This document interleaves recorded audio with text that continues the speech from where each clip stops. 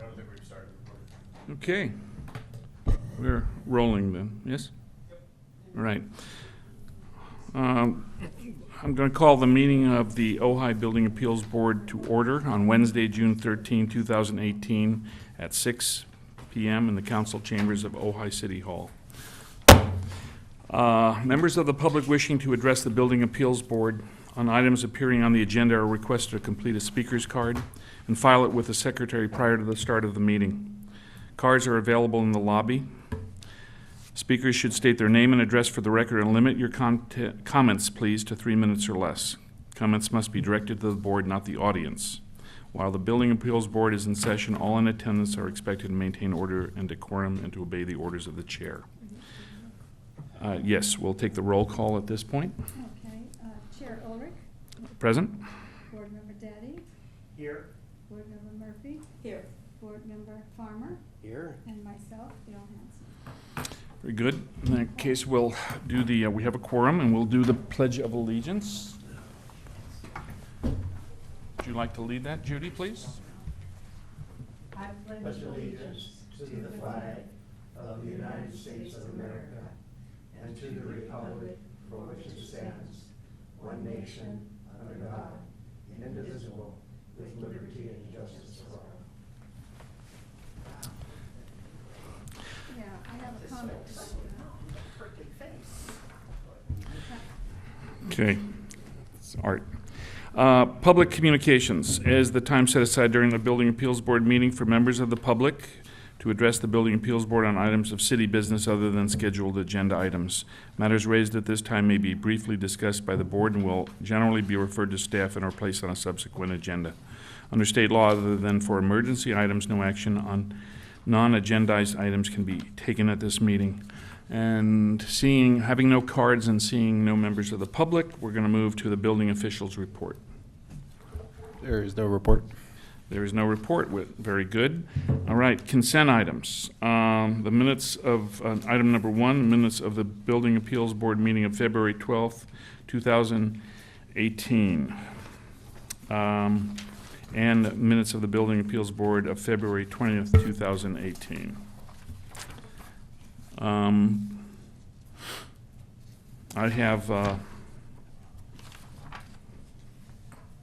I have two questions, actually one question for each item. On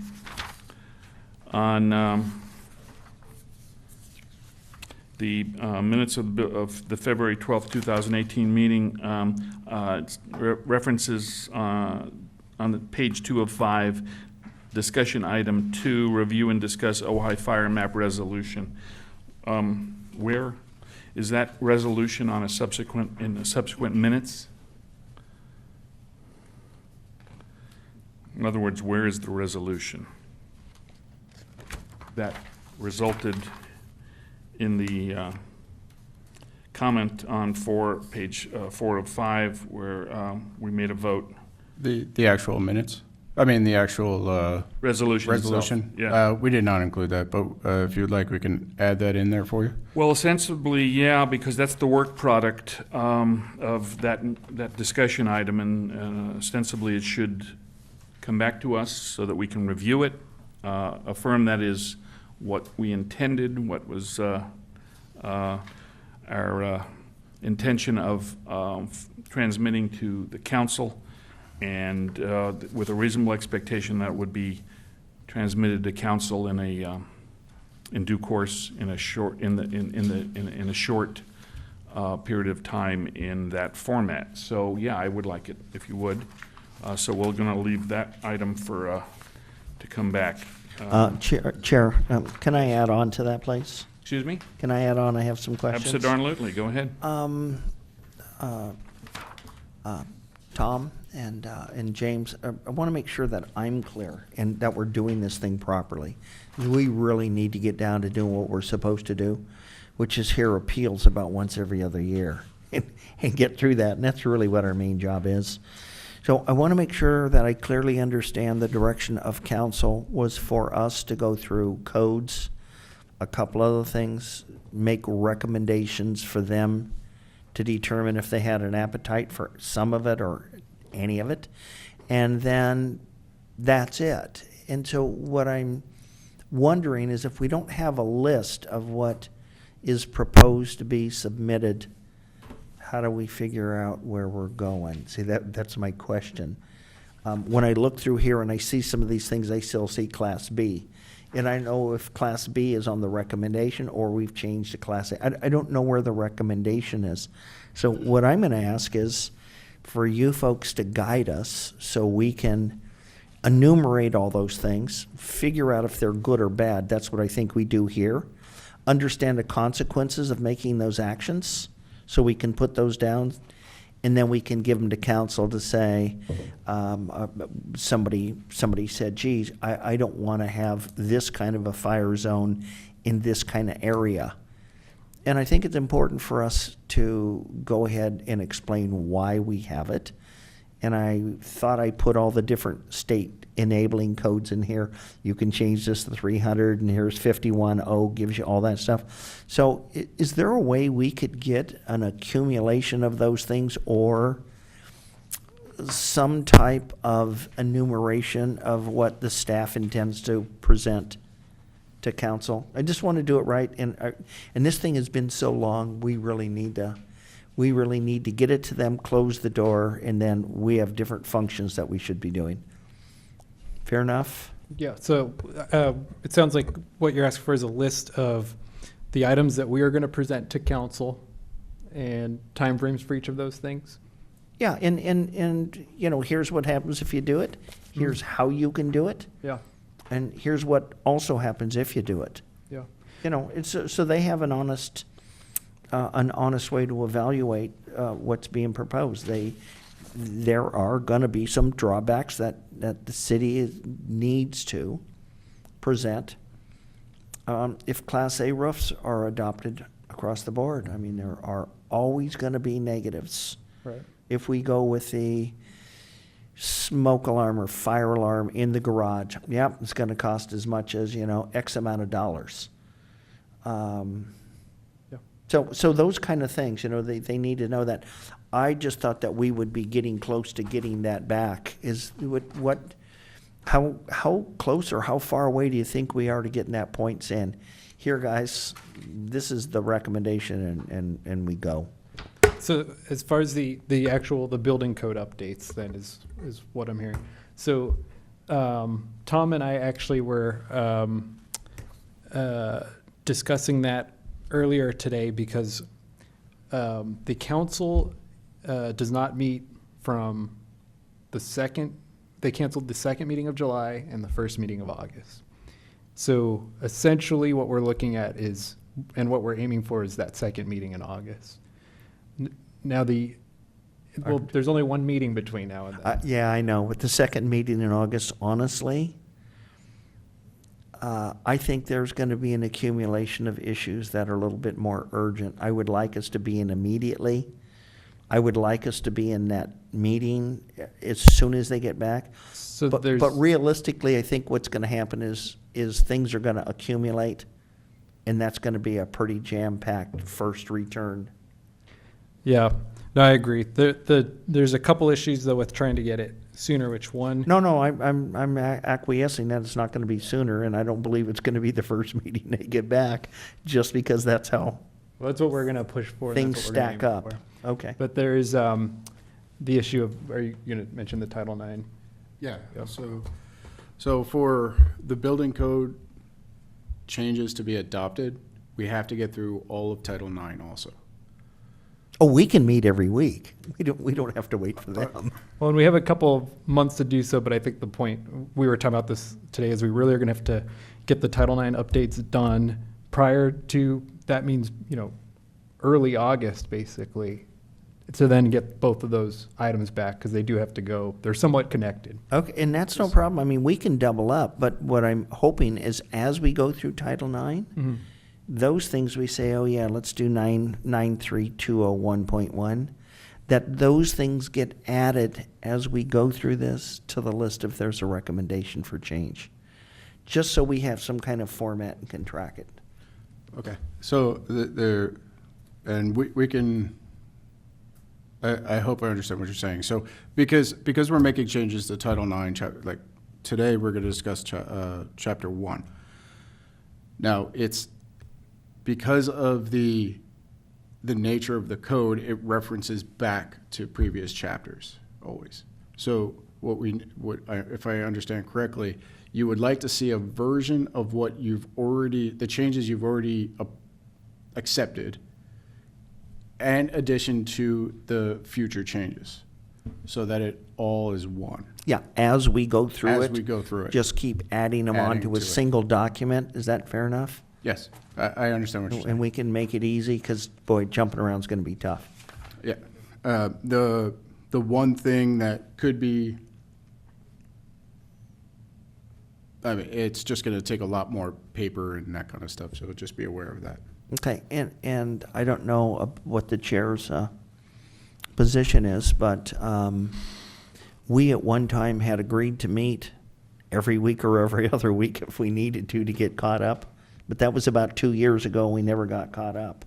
And so now we're that much further behind, and I think we could get a quorum every 2 weeks until we're done with this and get this back to the city in time for September, October, for them to adopt. So we would have to get, approval from the city manager to run meetings every couple of weeks because of the staff time associated with that. So it's something we can look at, but yeah, and I guess we'll see how the meeting goes. We're going to start on it today, so I guess a key thing will be to try to get through what we can, and then we can see about doing that. Chair, do you have any other comments on that? Yeah, I Did do. State that correctly? I actually have 2 questions. So to understand this, what's the date that we have to have this completed by? So the agenda process for city council is a 2-week process, essentially. So that last meeting in August is August, give me 1 second. Would be August 21st, which would mean that we'd have to have the report in on August 7th to get it that date. And once again, this is for recommended modifications to Title IX. Mhm. Okay. Building code entitlement. And once again, but what's driving the ultimate deadline is? Well, I think we're trying to get through all the items that were on the work list, but I think Board Member Daddy had just said that, he wants to get these done as well. So there's not really there's not a firm deadline to get that done, but it's, if we want to get it on the agenda for August, that's the day we need to get it done by. Yeah, I don't think it's doable, and there isn't a deadline relative to this. No, there's not a firm deadline. Right, this is just in the interests of work product, okay? Right. And then I'm gonna circle back to the work product. At this particular point, as I said at the last meeting, there seems to be some confusion, and certainly on the part of certain members of the city council, about what we're doing, whether we've done anything. And I don't think that's accurate. Been looking back at the minutes for 2017 and 2016, actually, and many of those meetings were occupied with, I'll characterize it now as the agenda of the building official of the time, a previous building official who wanted to get the city to adopt, and it went through 2 iterations based on the year, but I'll just call it a fire sprinkler ordinance. There are the work product of 4 meetings, when we were meeting about once every 3 months, was occupied with that, and then it wound up being produced. We voted on it at least 3 times. We made 2 resolutions, and then when it was finally presented to the council twice, it bore no resemblance to our work product, or our vote, or our resolution. So it is disingenuous of anyone to say we haven't been doing anything when what we've been doing has not been, sufficiently respected to the point that it was conveyed, transmitted in the format and the intent and the actual resolution of this board. So in order to avoid doing that, what Board Member Daddy's referencing is, it'd be nice to see what is on the plate, what our status is on the plate, and have this stuff come back to us. And at that point, I'm going to circle back to item 2 on the consent calendar, which references the February 20 minutes. And as I'd indicated in an email, we're approving minutes from February, and I'm unable to access, and any member of the public is unable to access the minutes from March, April, or May. As a consequence, kind of hard for anybody to tell where we're at, what we've done, and I realize that's a function of staff time, so as I'd indicated in my email, I'm going to suggest that one of us will take notes from the video, and I will, if necessary, on my own dime, cause that to be, I won't say transcribed because it won't be an actual transcription, but it will be a synopsis of the minutes, and they will be produced in a timely enough manner that we can submit them for our affirmation within, say, a month. To me, that's a reasonable period of time, notwithstanding how often we start to meet. But I do need to just clarify, so draft minutes do not get posted for public information. Other than, these draft minutes will get posted as part of this agenda packet. So the issue with that solution is if somebody's submitting draft minutes, those still won't be publicly available. No. Well, they're publicly available in the proposed consent calendar of a meeting. Right. And as such, that is a public record and public availability. But what I'm trying to say is if they're not 3 months in the past, and instead they're 1 month in the past, they'll at least be a little more currently available to members of the public and including myself. Okay. So, and then coming to consent item number 2, at the on page 2 of 3, at the bottom it says there was a motion, and Board Member Duddy made and Board Member Farmer seconded a motion to accept the second Wednesday of each month at 6 p.m. for regular Building Appeal Board meetings. And that was also something I kind of addressed in my email. At this point, that's a motion, and we're revisiting it for our affirmation. And in the intervening 3 months, I guess that's what we've been doing, which is just swell, but it doesn't, the record is having a hard time reflecting what we're doing. And that's really what I'm coming to. So are we in, at this particular point, if we need to take a vote on it, I'm not, pending we are in receipt of the resolution for the February 12th meeting, which is referenced, the recommendations for the city's fire map. Where are they? And that's on page 4 of 5, and on page 2 of 5, where's the resolution regarding the Ojai fire map? So I'd like to hold this minutes approval of them in abeyance pending those 2 items. And I'm fine if we'd like to vote on accepting and affirming the draft minutes for the February 20 meeting. Can I ask for clarification on the 12th? Yeah. So are you asking for the actual resolution to be included in the minutes? Well, where is it otherwise? So Where would it be otherwise? So the resolution is in the agenda for that meeting, which is on the same website, but It's not in what we're approving here. So it may be in the agenda, but it's 3 months later. when you're approving minutes, you're only approving the fact that that record is accurately reflected. You're not actually approving the item.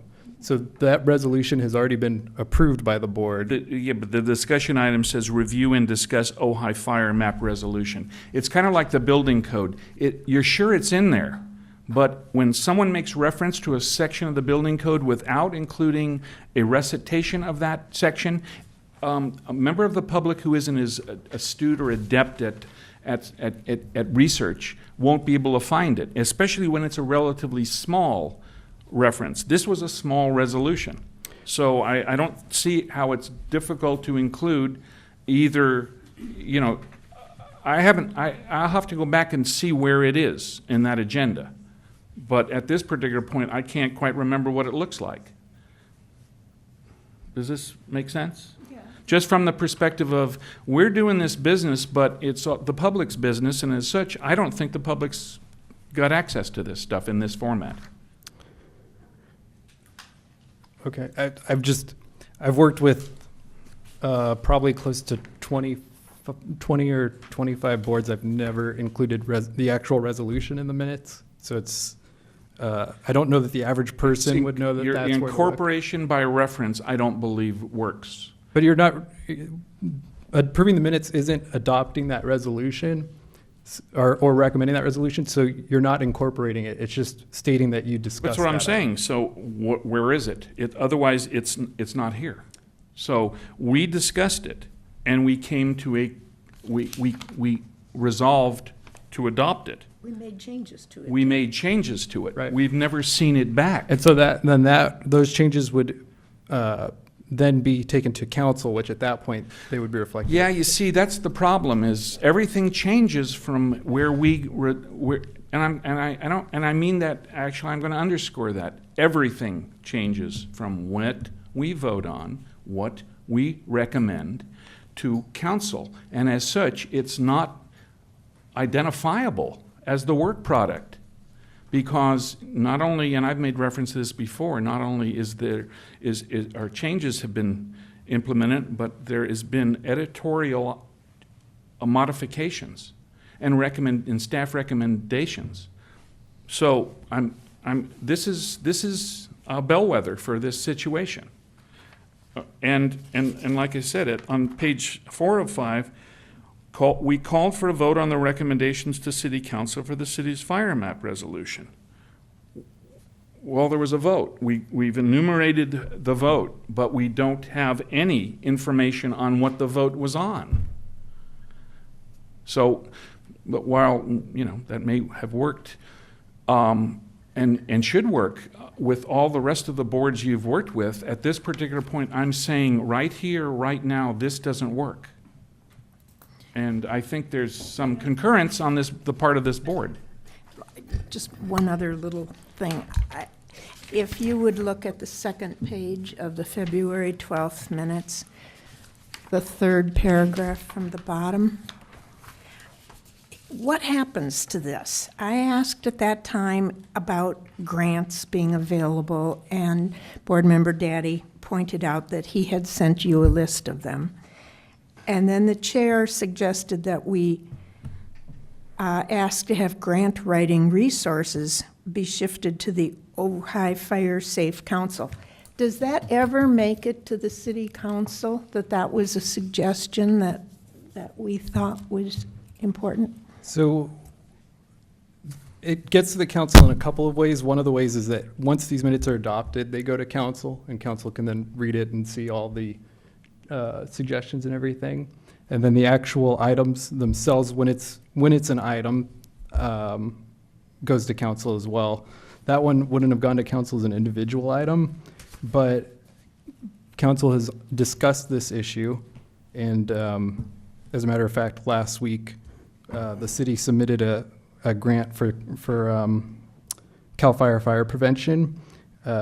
We did not get a hold of the Fire Safe Council, but we were able to submit a grant last Thursday.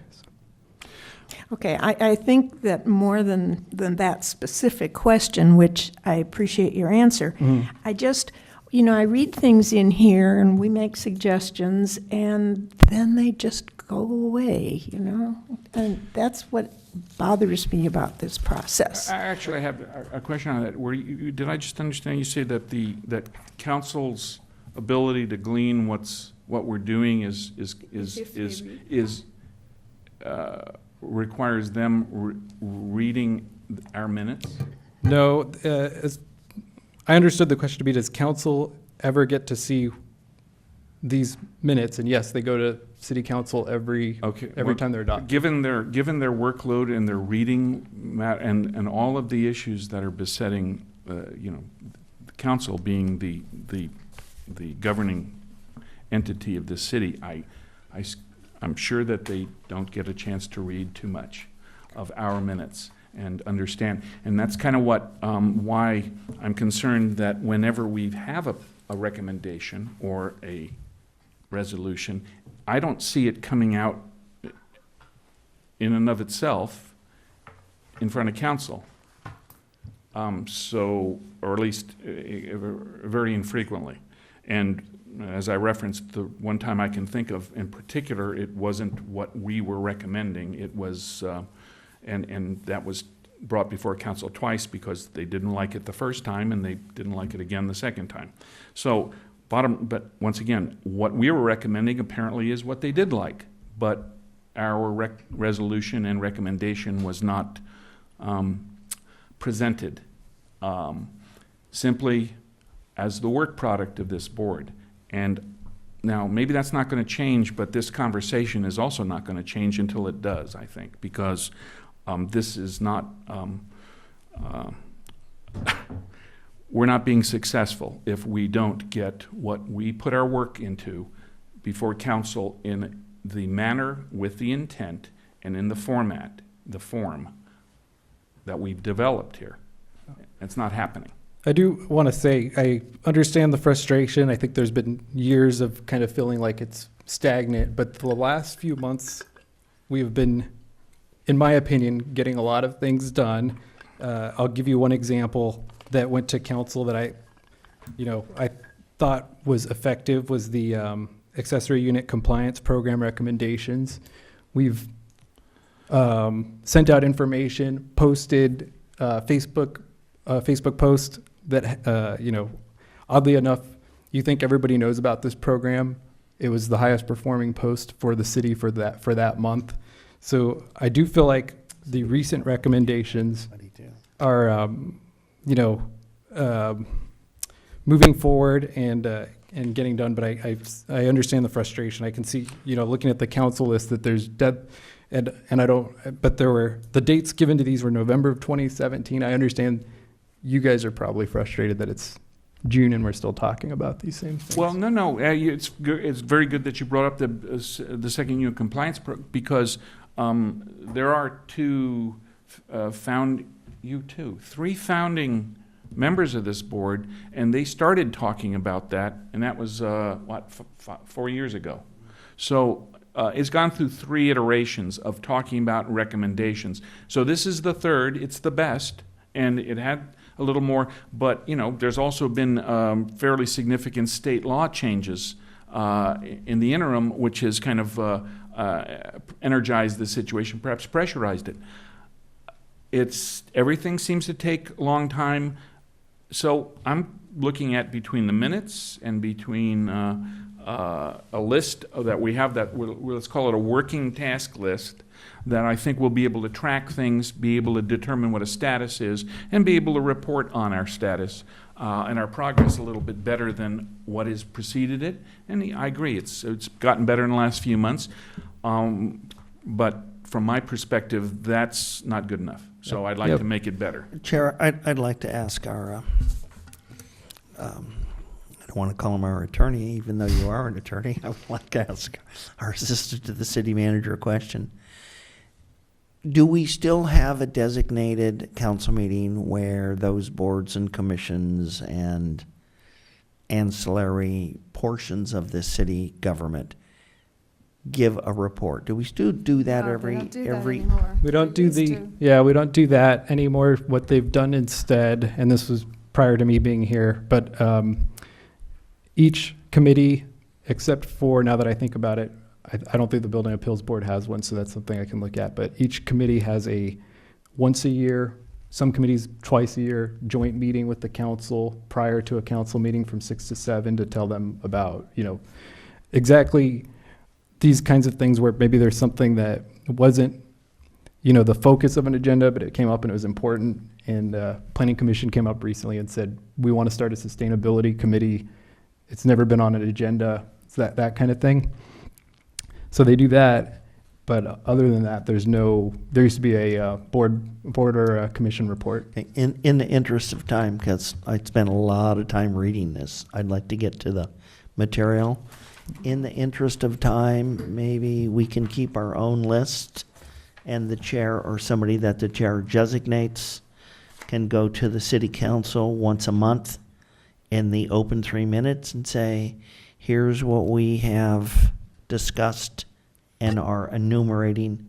That's what I Because was gonna what say I'm too. hearing from them Do that. is we're not doing anything, Right.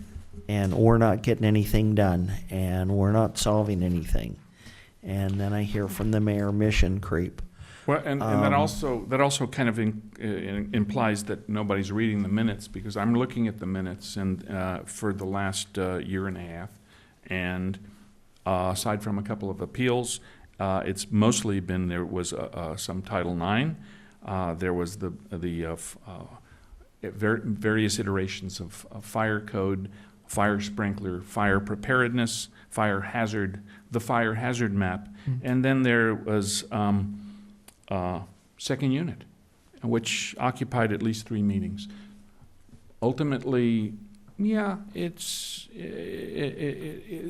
and right now the focus is on this task list. So let's look at the.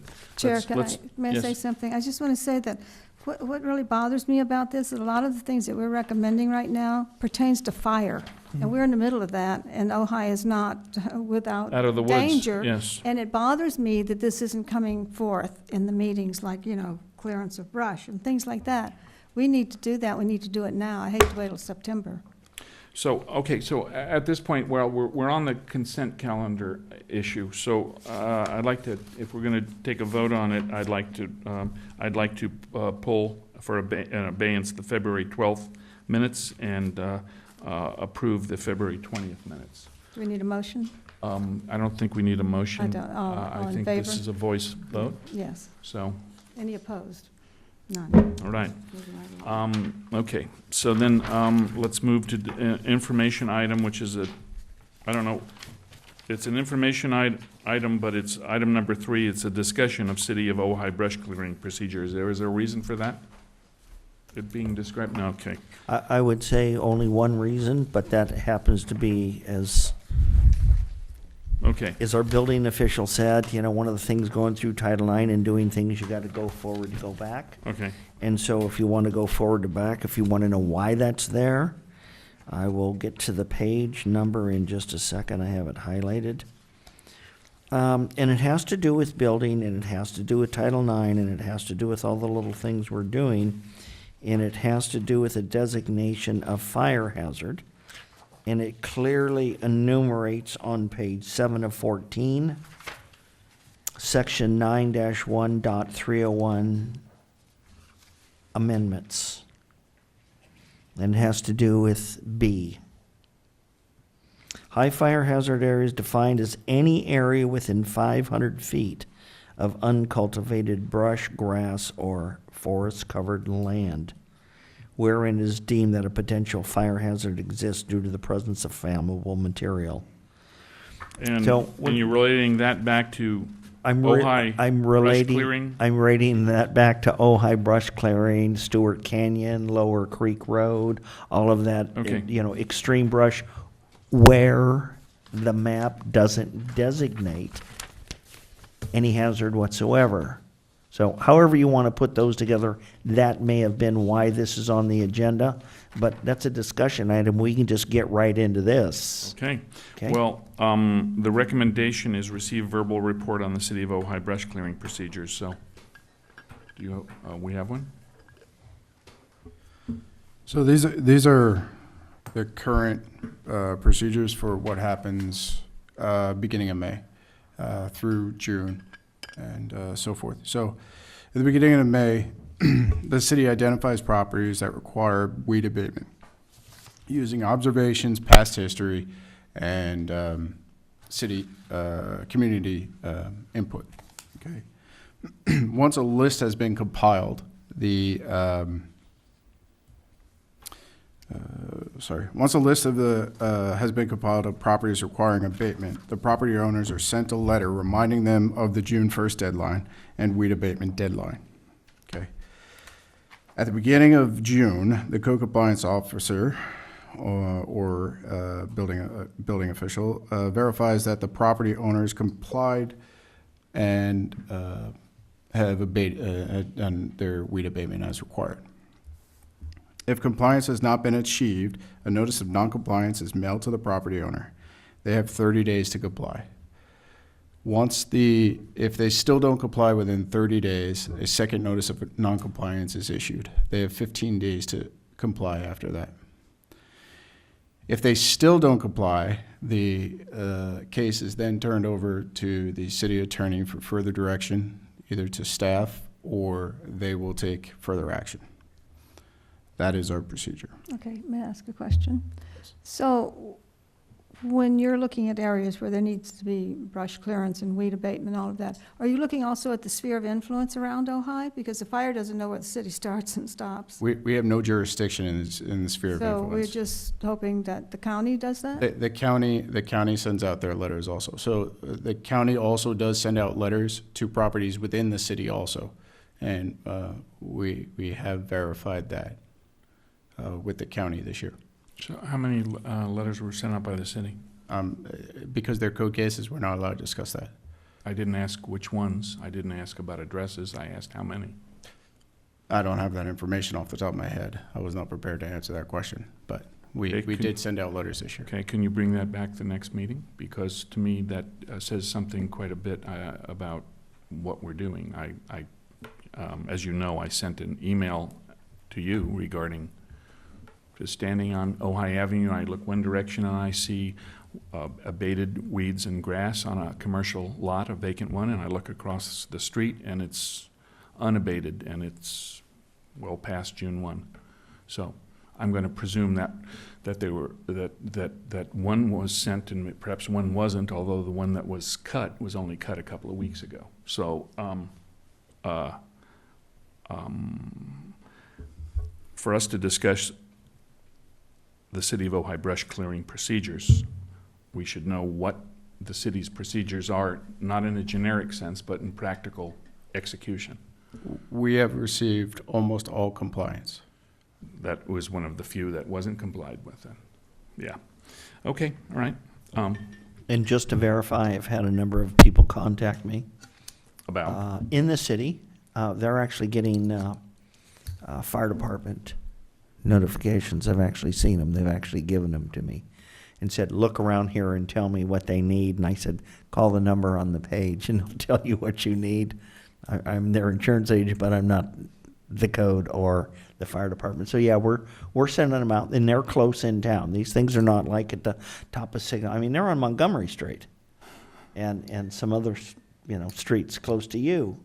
Where we've got some issues. So thank you very much for doing what you're doing, because I've seen people out there at 7 o'clock in the morning next to the vegan last week, just went and gave that lot a haircut, and there's a bunch of them. So I do appreciate that. Okay, I also have a question. Is there a written policy regarding these brush clearing procedures? We have no written policy. Yeah. Yeah, because I mean, just Googling it, I couldn't find one. So at this particular point, the compliance letters that do go out refer to the California Fire Code and the Ventura County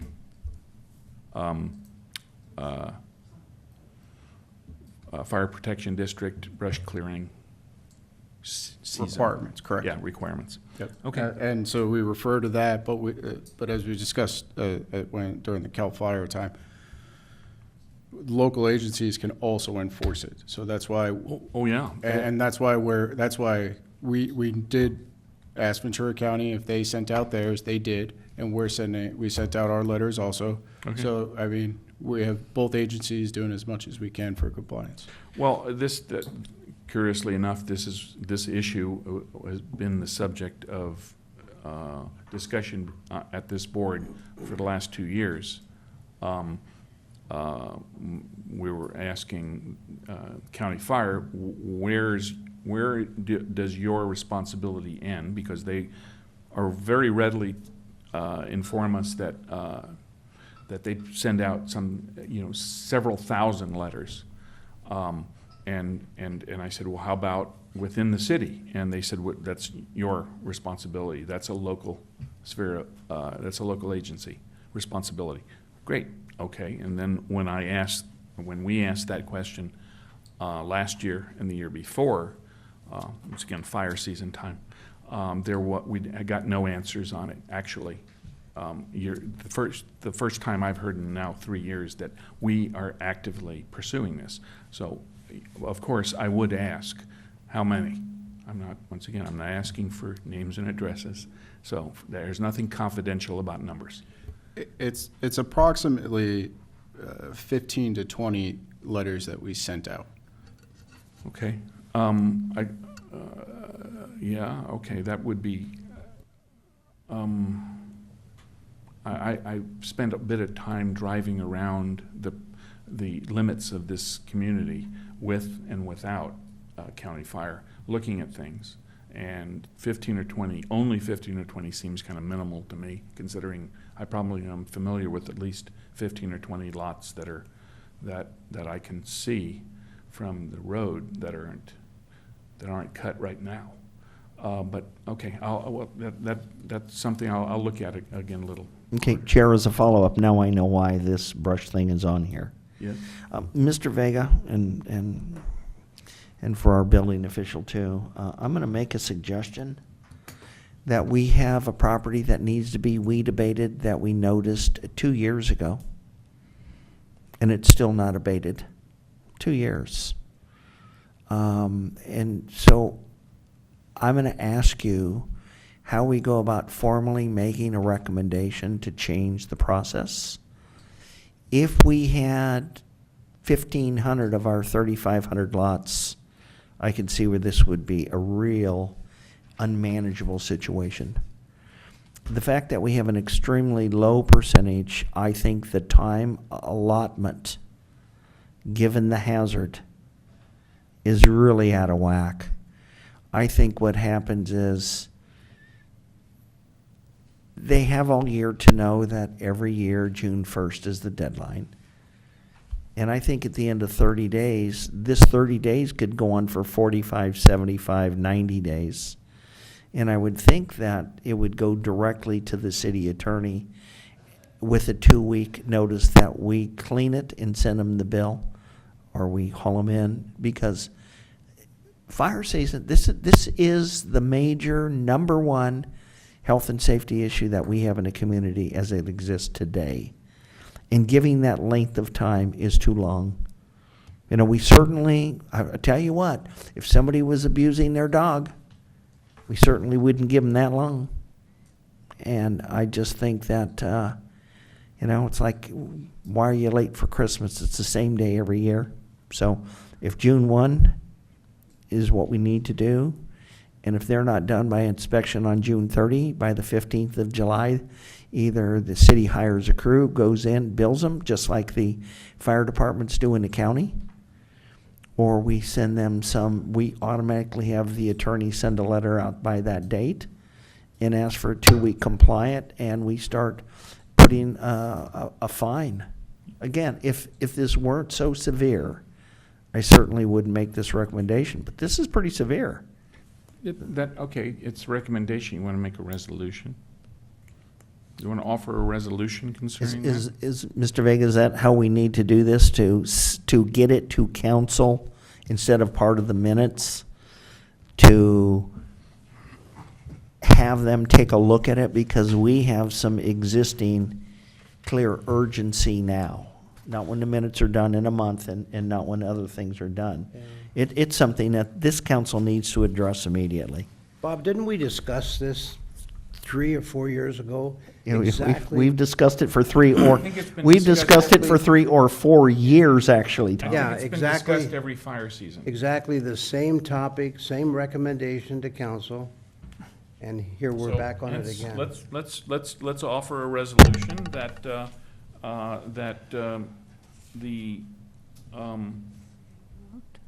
excuse me?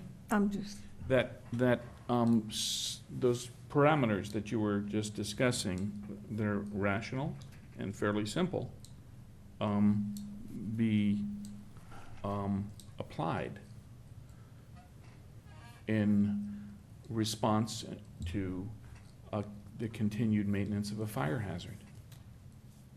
Well, you want the city to adopt a I want the process. city to change, I want the city to adopt a new written procedure and change the timeframes and the penalties.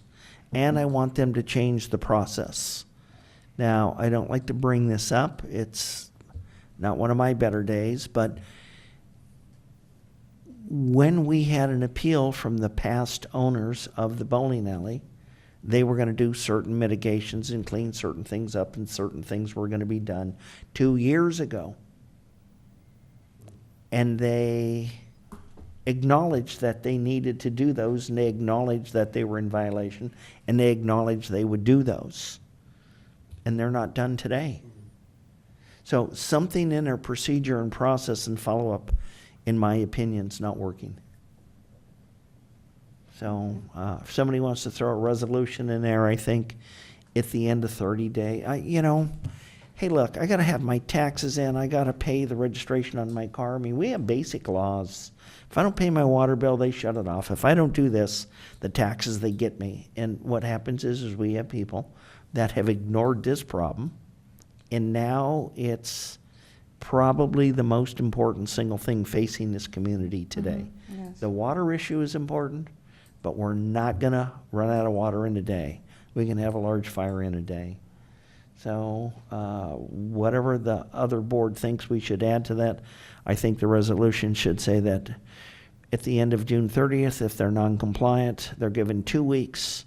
They either start a fining process or the city contracts, and at the end of that next 2 weeks, or 10 working days, or whatever you find to be the best language, go ahead and hire a crew in there and remove everything, and then bill the property owner. Yeah, we could probably go back 3 years ago and look at exactly the same recommendation that we made. And whatever happened to that, do we know? I don't think it ever got to council. Well, it did ostensibly in the minutes, if Yeah, someone well, read it, but at this point, I'm going to suggest that a resolution is an expression of our discussion and our intent to convey the importance, the urgency of this in absolutely real timeliness. It's fire season again, and it's June, right in the middle of brush clearance. So, okay, I'm sort of drafting a resolution right now. Go, good, go for it. I haven't completed it yet, but it's going to start that the city council caused to be adopted a written brush clearance procedure and process whereby If at the end of June 30th. Where the city will compel compliance, because Within, that's not happening. within, By the end of 40 June 30th. days. Give them 30 well, days. you're saying that a month of notice should be given, and then 2 more weeks or 10 business days, the city will do it? They'll hire a crew and bill them. That's where I would like to see. Okay. We could probably find the same resolution in our minutes, That takes more work than recreating it. that we hashed it over and hashed it over. we don't have to get too much in the details. This is No.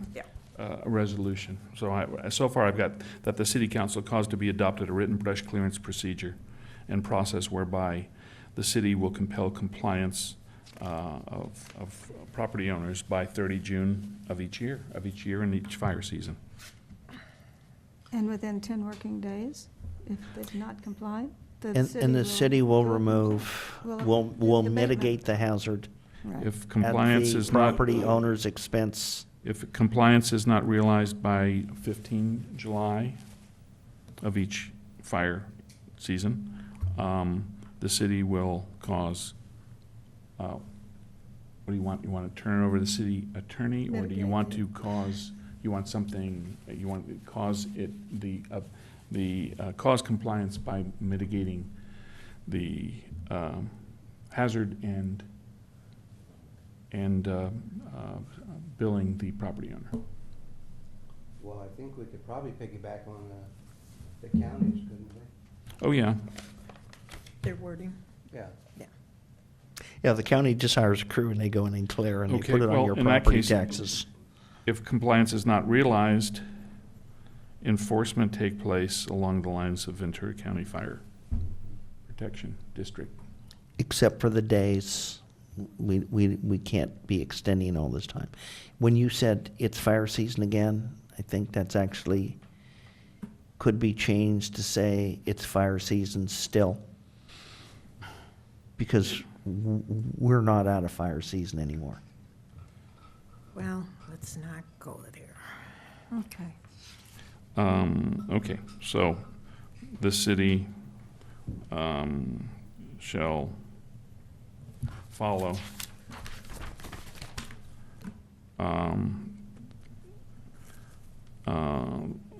the Ventura County Fire Protection District procedures to ensure compliance.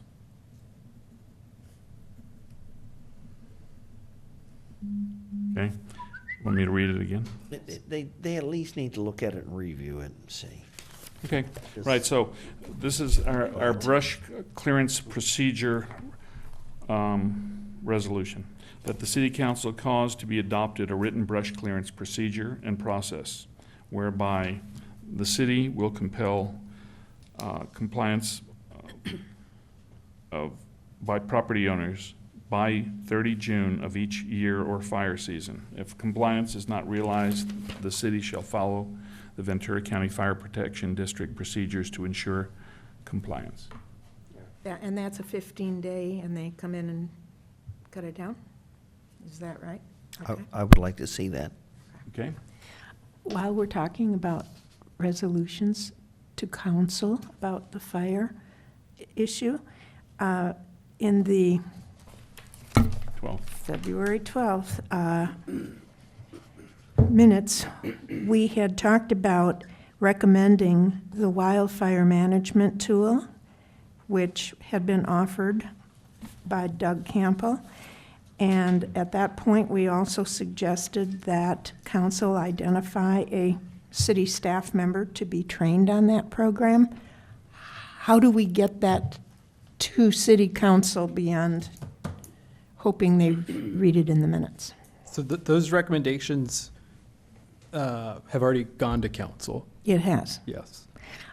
There's something in the loop that's not coming back to us, and that's a problem. Okay. Yeah, I mean, if it's, if the recommendations contained in the minutes, I can understand that because that makes it, if it's read, it makes it, any response to it, subject to the interest of a particular council person. But I don't know if we voted on that as a formal board. No, that we didn't. So, The Doug Campbell model information went with the fire map item as a standalone item, allowing council to take action on it. Okay, okay. So, Chair. yes, Just for accuracy purposes, at the end of the meeting, if I could have a copy of that, just so that it reads accurate when I put it in. Yeah. Okay. I might even Type it up and send it type to it them. for you. Take a picture and send No, it. no, it's all right. Nobody At this types point, anymore. Let's take a picture. Okay, shall I read it again and we'll take a vote? No. Oh, you want to just take a vote? It's a resolution, yes, we do. Okay, I move that we Adopt that, adopt the resolution regarding brush clearance. I second it. Chair Ulrich? Oh, okay, and then we need to take a vote? Oh, that's what we're doing. Oh, you're asking me to vote, okay, yes. Okay. Board Member Daddy? Yes? Board Member Murphy? Yes. Board Member Farmer? Yes. And myself, yes, it's a Unanimous, that was item vote. 3. yes. Okay, And Just- could we skip item 4? We have so much in discussion item 5. Okay. We have Oh, so well, much technical okay. stuff in item 5. Okay, all right. And the GIS is being discussed on another issue.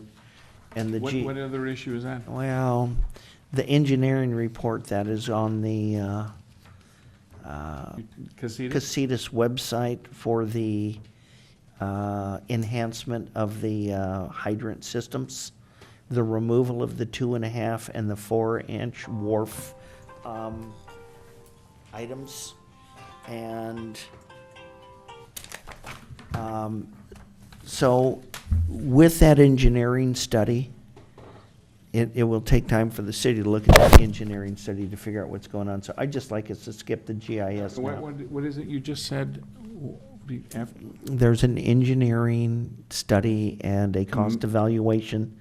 These are studies commissioned by Casitas. This is Casitas. They've been Yes, done. They're yes. completed. They're done.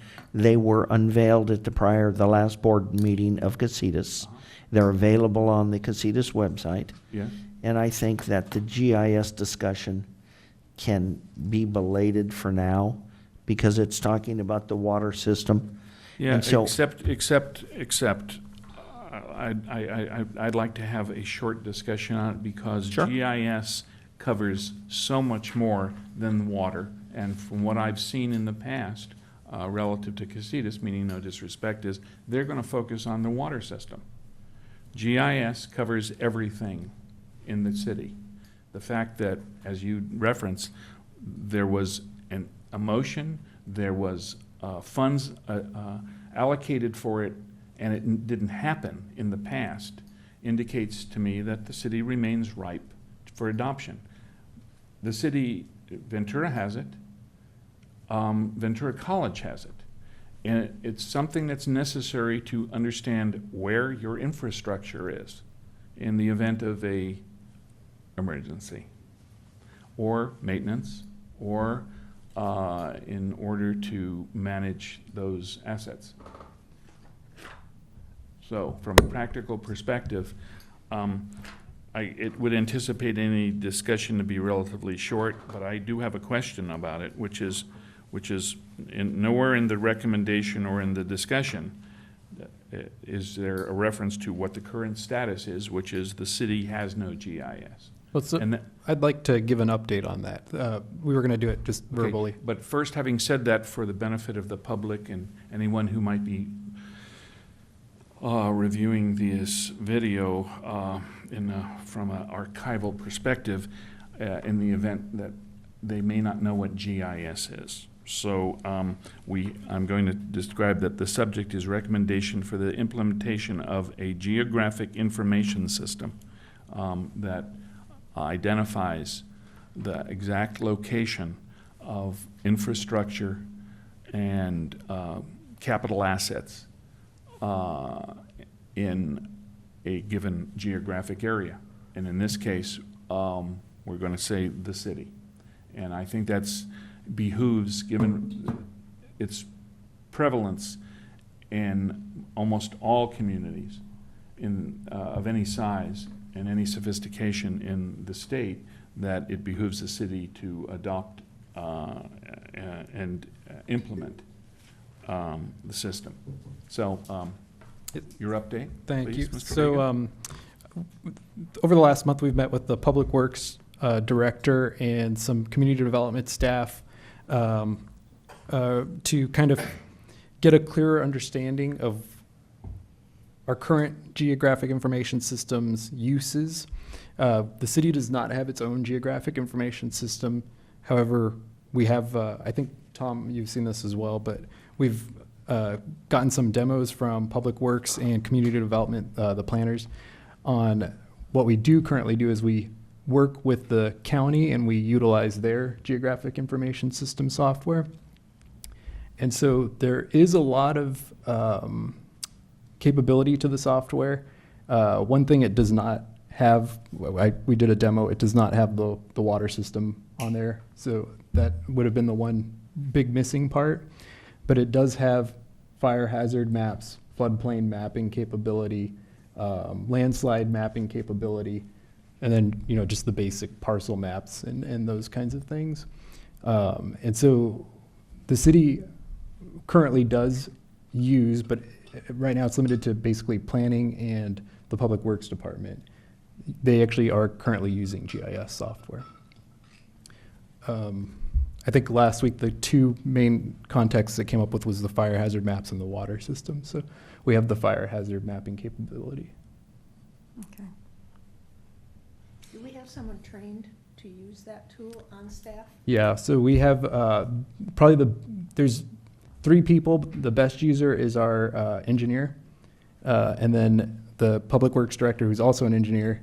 He was the second, and then we have one person in planning that's currently trained. Okay, and to be clear about it, the technology has evolved to include desktop applications for mapping as well as mobile and web-based systems. That it's the amount of information, and this is a small example, the amount of information, misinformation that was contained on the much maligned 2007 CAL FIRE very high fire hazard map that the city has had for now 11 years, or let's say, 11 years. I would gainsay that had we inaccurate, not only would the issues and fallacies of that product be made clear and apparent, but as an application for brush clearance, since we've just come from that discussion item, because this isn't just assets, this is spatial mapping, as well as when this board went through its process relative to determining, making recommendations regarding the firewater system, which relates back to that huge gap in everybody's GIS system, as well as the generation of our proposed fire hazard map, as currently proposed for adoption by the City Council, pending whatever upgrades or certifications are available or are made available regarding our uncertified firewater system. Once again, we're not talking a lot of money for this. We're talking some staff time, but we are also talking about a significant information tool that the city hasn't been interested in adopting or implementing for, I think GIS systems have been in common use now for almost 2 decades. So, bringing this full circle, on the May 9th, 2018 meeting, the Building Appeals Board requested an item be placed on the agenda to allow for discussion of the city implementing a geographic information system. That's what we're doing. The discussion was focused on fire mapping in the citywide water system. However, this item is intended to allow for the discussion of the GIS system as a whole. So at this particular point, the administrative report says staff does not anticipate any major fiscal impact, but do we have a concept of what adoption and implementation of a GIS system, especially considering, what there is already through the county? Well, and so that's why we didn't anticipate a major fiscal impact, because we are currently using the county system with 3 of our staff people. Okay. Obviously, if we wanted to, create a GIS position or contract for our own GIS software, there would be a substantial cost. And just as an example, I had reached out to one person from a Ventura County city, and their GIS costs were between $100,000 and $150,000 a year. Whoa. And how did they justify those costs? So it's a bigger city than us, and they By a factor of? 15. 3. 3. Mhm. You're saying that you're talking 22,000 people? Yeah. And that's off the top of my head. There is a community that's only of 22,000 people? So, Santa Paula? Port Santa Paula. Hueneme? Okay. Well, And you know, if you're looking at the cities 15 times our size, I came from Oxnard and we have a GIS division there of, when I left, it was 22 people. I don't know what it is now. That's 30 times our size. Right, okay, 30, so, Okay. trying to do math quickly. And But- part of the reason is when you take a look at the new engineering report from Casitas, you'll see that we clearly, I don't know who we is anymore, me as part of Ojai Flow, them, whatever. Clearly, there have been identified hydrants, if we even actually want to say that's what they are, that are deficient. Yeah. We have gone ahead and paved on a road, so now we've got a 5-year moratorium. So what that means is we have a section of the city that has severely underperforming system that probably is going to be eliminated for 5 years because of the prohibition on a newly surfaced street. What do you mean? Putting in a new main or putting in a new lateral and hydrant? We're going to have all 6-inch. We're not going to have any more 2s and 4s. No, I got that, Gonna but go with what's 6. the main in that zone that you're thinking of?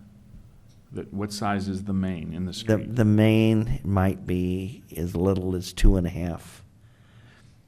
So regardless, it doesn't have adequate flow. It's underperforming. It doesn't meet standards. But we did pave the street. And so by having some GIS and having some coordination with the engineering project and the replacement project in the calendar that Casitas is going to do, it will stop one of the things that I really hate the most, which is paving and digging it right back up and patching it again. And I know we have our calendar, we've got our lineup, and they have theirs, and I don't think having more than one calendar for this thing serves the community's purpose. Because it's our money that we're gonna spend twice for the same thing we get once. And I will mention just that you had raised that issue at a previous meeting, so we talked to the Public Works Department, and they're going to, if they haven't already, this was a few weeks back, but they're going to contact the Water District to try to coordinate that better. Okay, so what we're looking at then is, and I appreciate that there's been any staff research and investigation of alternatives, of resources, and of the current status, because previously there really wasn't anything that I'm aware of, and anyone that I had spoken to on staff was aware of. So having said that, and maybe Public Works was one resource that I didn't address. But in any case, having said that, I don't believe that relying on other agencies' systems, unless they are deemed by someone that knows more than I do, adequate. Right now we're talking the county and we're talking Casitas. Once again, Casitas's interests are in the water system pretty exclusively. So the question is going to be, is the county's system that the city's been working with comprehensive enough to serve even a basic purpose or performance perspective? Can you comment on that? So it is, except for the one big missing factor is it does not have water system Okay, information. so how would that, is there any concept of how that would be integrated? I'd have to do more research as far as, we have an engineer who updates the GIS system, and I haven't had a chance to talk fully with him about this. I don't know if it's something he can create that layer of data or get that layer of data from another source. So Okay, so I'm going to propose a resolution regarding GIS. Before you Go do ahead. that, could I just ask, is it possible to get a price on what it would cost for Ojai? I mean, so that we would at least know what we're dealing with? It is, The problem with pricing these systems out is that, Depends on This- what you want. well, What you it, need. it depends on what Wanna do with features it. we want. And then the second part too is there will have to be dedicated staff people to it. So there's those two functions. So I would, That's really not for us to, and I don't think it's productive to ask you for prices either, costs. I think at this particular point, my resolutions would be simply that we would recommend and urge the city to adopt, adopt perhaps an existing GIS system that would be comprehensive for the city and comprehensive, inclusive of the fire water system and the domestic water system. Okay? How's that different from buying a system?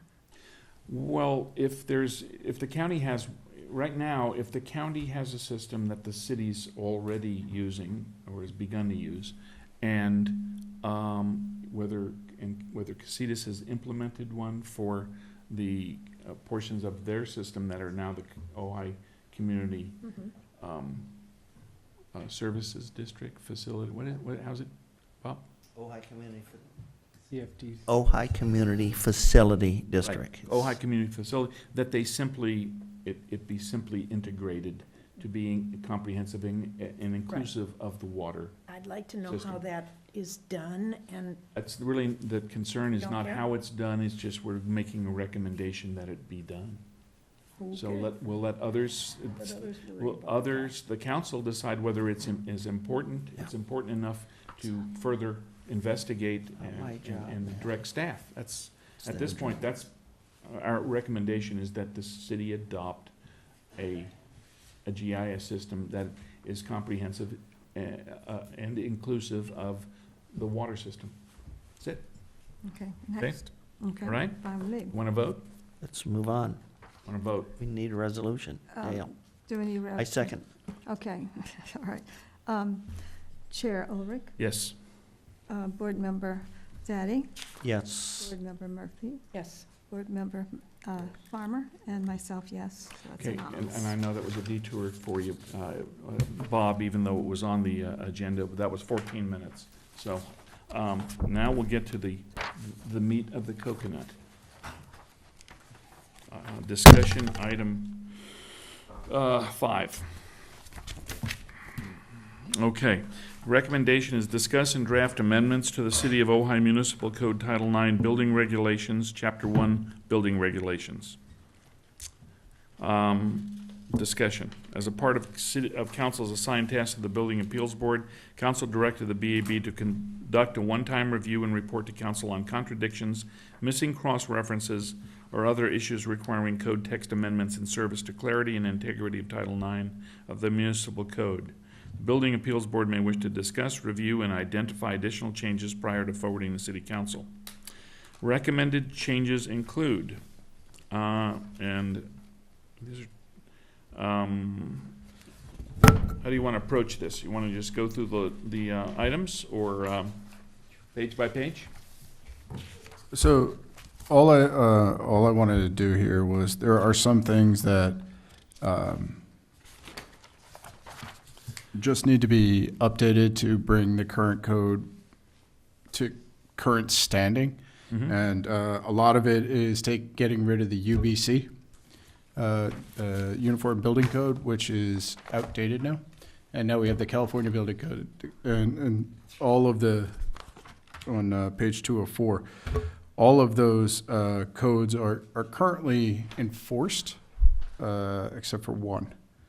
All of those are currently enforced. You're the only one you're talking about we haven't adopted is the International Property Maintenance Code. Correct. Because Yes, Yes. B, item B. And I recommend that we actually adopt the International Property Maintenance Code, because we are currently using the Uniform Housing Code from 1997. Yeah, I think we've looked at the IPMC in the past and have some reservations regarding adopting it, because unfortunately, it seems that it gets in between, the building official gets in between a tenant and a landlord in that environment by the enforcement of that. The building official doesn't ever get in between a tenant and a landlord. That is considered a civil matter. And then the building official doesn't get involved in civil matter.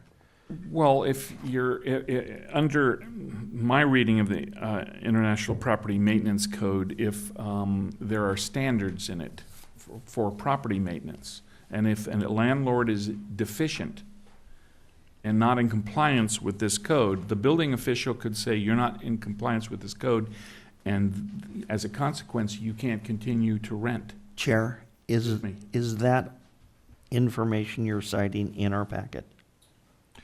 Well, none of these are in our packet, strictly speaking. Okay. So, once again, at this particular point, if my position is, if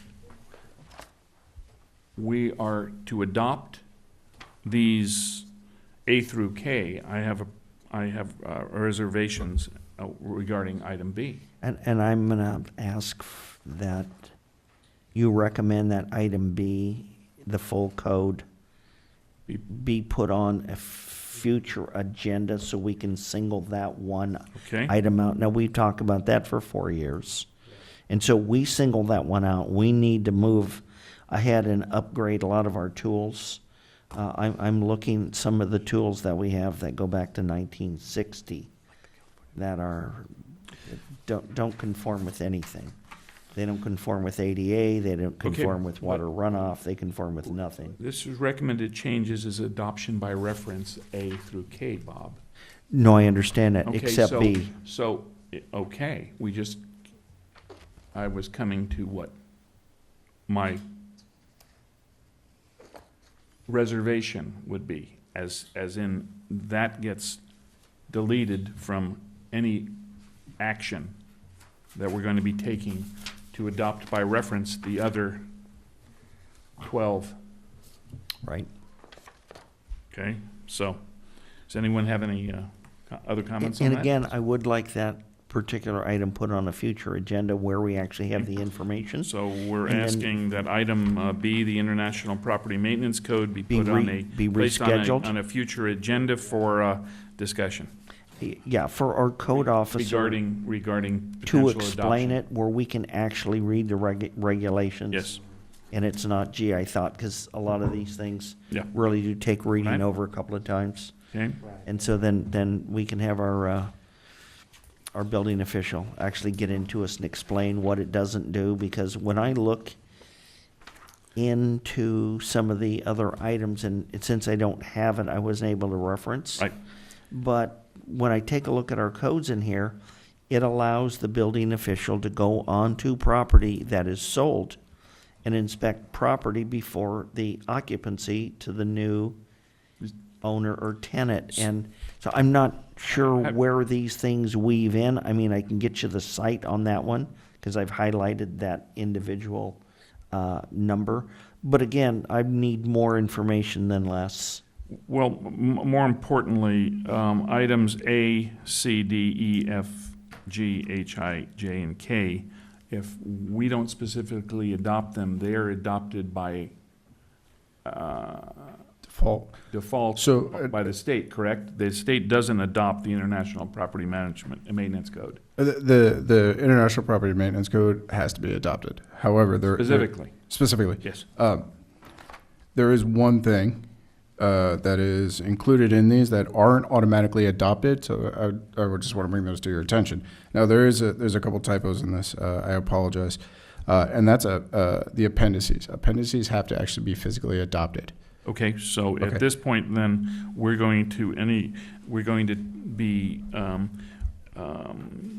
holding for future review and discussion, item B, and as well as appendices B, C, I, and J. Okay, so that's, there's actually a typo, B, C, I'm actually eliminating. Okay, That was a typo. Very good. I and J, yes, I can explain to you if you want further information. It covers patio covers under the building code, and J covers grading. J covers grading. Grading Okay. procedure. Yeah, I just love an appendix. Okay, so we'll look at that one the next time. We can have those for you. Yeah. And then also, if you go further down, item J, Yes, you see there's also appendices under Yep. the residential code. yep, It's not G, it's actually V, as in Victor. And that's for the Swimming Pool Safety Act, which I highly encourage that we adopt that. okay, And then H is patio covers for residential units. So, but at the next meeting, I will let's- include those, all four appendices And the International Property Maintenance Code. international- Yeah, okay. So, any actions we're taking regarding, adoption of any of this is exclusive of those 5 items. right now, we don't have to take any action on any of Okay. this. I'm just saying in the event we do, so yeah, I got it. Because what I would recommend is take an action all the way at the end. Yeah, okay. When we get through all chapters. But what I'll also do, because everything refers back. Yes. That's why.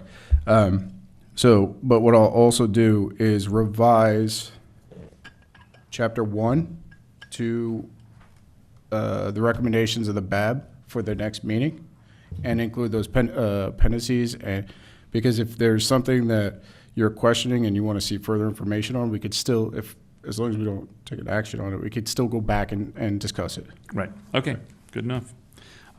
Section 9-1.215, and this is, of course, the Ojai municipal code. Appeals to Building Appeals Board. Recommend changes approved by the BAB on May 9, 2018. Okay, so the changes, once again, are underlined. Correct? Correct. Okay. Anyone have any comment on this? Yeah, I have a comment.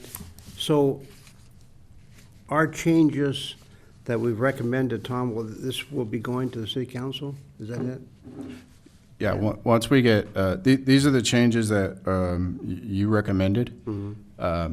Again, your draft is going to go to the city council. It still has to be, what's the word I'm looking for, by city council? Voted on, adopted? Yeah, adopted by the city council. Yeah, it still has to be, but it also has to be vetted by the city attorney also. Yeah. Right. So the city attorney may have something different, but we're going to include the BAB recommendations. Yeah, As- that way, if the city attorney adds something to, that maybe even counter to this, recommends against it, fine. It'll be on record what. on you record recommend. what our recommendation was and what the city attorney, because, I was thinking about on item C that the issue of failure to timely schedule an appeal constitutes a waiver of the city's right to hold a hearing before the Building Appeals Board and would result in the appeal being granted without a hearing. The concern about, well, what if it's a health and safety issue, a legitimate health and safety issue? I believe that the city would maintain this is a legitimate health and safety issue and there has to be a hearing. We'd have one. If it's that's an assertion above and beyond a mere determination. I won't say mere, because that sounds disrespectful. There is a distinction between a determination by the building official regarding a building code issue, and that is transcended by a health and safety issue, because that does have a higher standard. Right. So, I would hope that language, if necessary, need to be adopted to address that. The purpose here is not to drag the process out for an applicant or a property owner. That's all. I understand. So, okay. And I'm not debating I'm not debating anything in this Yeah, no. At this and- point, Yeah, yeah. and I fully expect the city attorney to take his look at it and make his determinations. So, having said that, you want to move to the next item? That's what initiatives are for. Yes. Yeah. They overcome Okay. all opposition. All right, so, section 9, 1.301 amendments, recommend changes approved by the BAB on, May 9, 2018. Amendments would be inserted per the approved changes of the building code approved by the BAB on May 9th. So at this point, we're looking at adoption. California Administrative Code, okay, that's just updating of what, That's just exactly what we had on the last one. I Right. didn't want to waste a whole bunch of Right, paper okay. reprinting those 47 right, pages. so, whatever. so the amendments, which is section 9, 1.701. Do we have any comments or discussion regarding any of these amendments? So these are the California Administrative Code. So the amendments for 9171, those are the amendments to the California Administrative Code, which were pretty much the same thing that were there. We just took it from the UBC to the CBC, or to the CEC in this case. And the CEC is what? Give me that California acronym. Electric Code. Electric, okay. Oh, sorry, that's a typo. All right. That should be CAC. Okay, I'm just trying to track. Yeah. We were coming to that. I'm just trying to track on. I apologize. That's a No, lot of, don't there's a lot of E's apologize. in there. Hey, that's a lot. be a lot of A's. There's a lot of words and a lot of codes and a lot of numbers and. Electric code should be CAC? And this is difficult. But with the CEC, Can I answer Dale's question real yeah, quick? I'm go sorry. ahead. So Dale, it was a typo on my part. Mm-hmm. I wrote CEC. It should be CAC for California Administrative Code. Sorry. Oh, thank you. Throughout that amendment. And then up, Throughout that amendment section. and then up above it, they show it as CSC for the California Administrative Code on the line up above. Is that correct? That's Sure. Should be C. The The California, last it says line, be- yeah. California Administrative Code, which Yes. is CSC. Should be Okay. Is CAC. that, okay, so we got these things all over the place. We'll get it. And that'll all be fixed in the Okay. next version. When we see these amendments, these are amendments that have already been adopted by the state, or give me the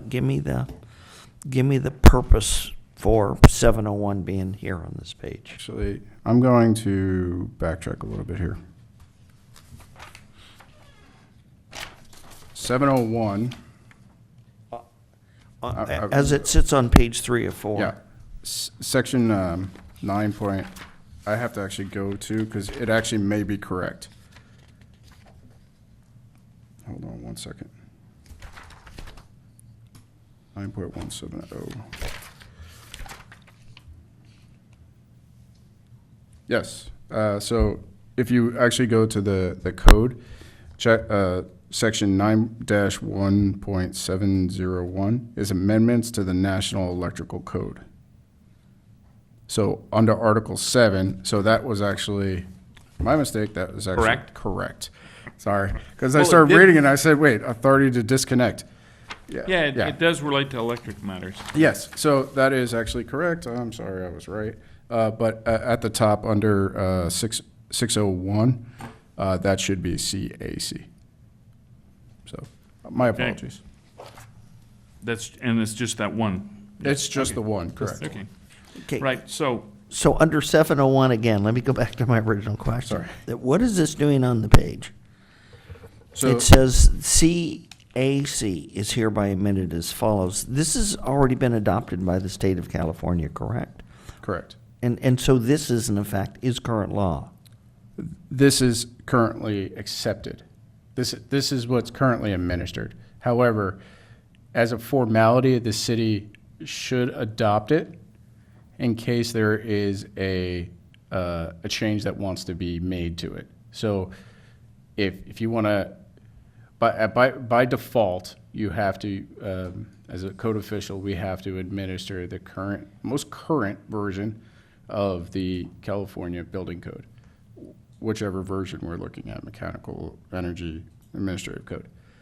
If you want to change, if you want to alter, if you want do an amendment to it, you have to then adopt it so that you can amend it. Yeah, you see, Bob, if you look at it on the Ojai Municipal Code, the website, Section 9-1701 amendments starts with the NEC is hereby amended as follows. Yes. It should say the California Electric Code, not the National Electric Code. So our, just another example of how our ordinances, speaking of, We're getting them current, is the that city- what we're the doing? city- Well, Title IX, we can do some work with that, but I mean, I've several years ago made recommendation from that place at a city council meeting or two, that some of the time, and this was a previous city attorney, could be spent in reviewing and highlighting the antiquated sections of the Ojai Municipal Code as as work product that would have some benefit.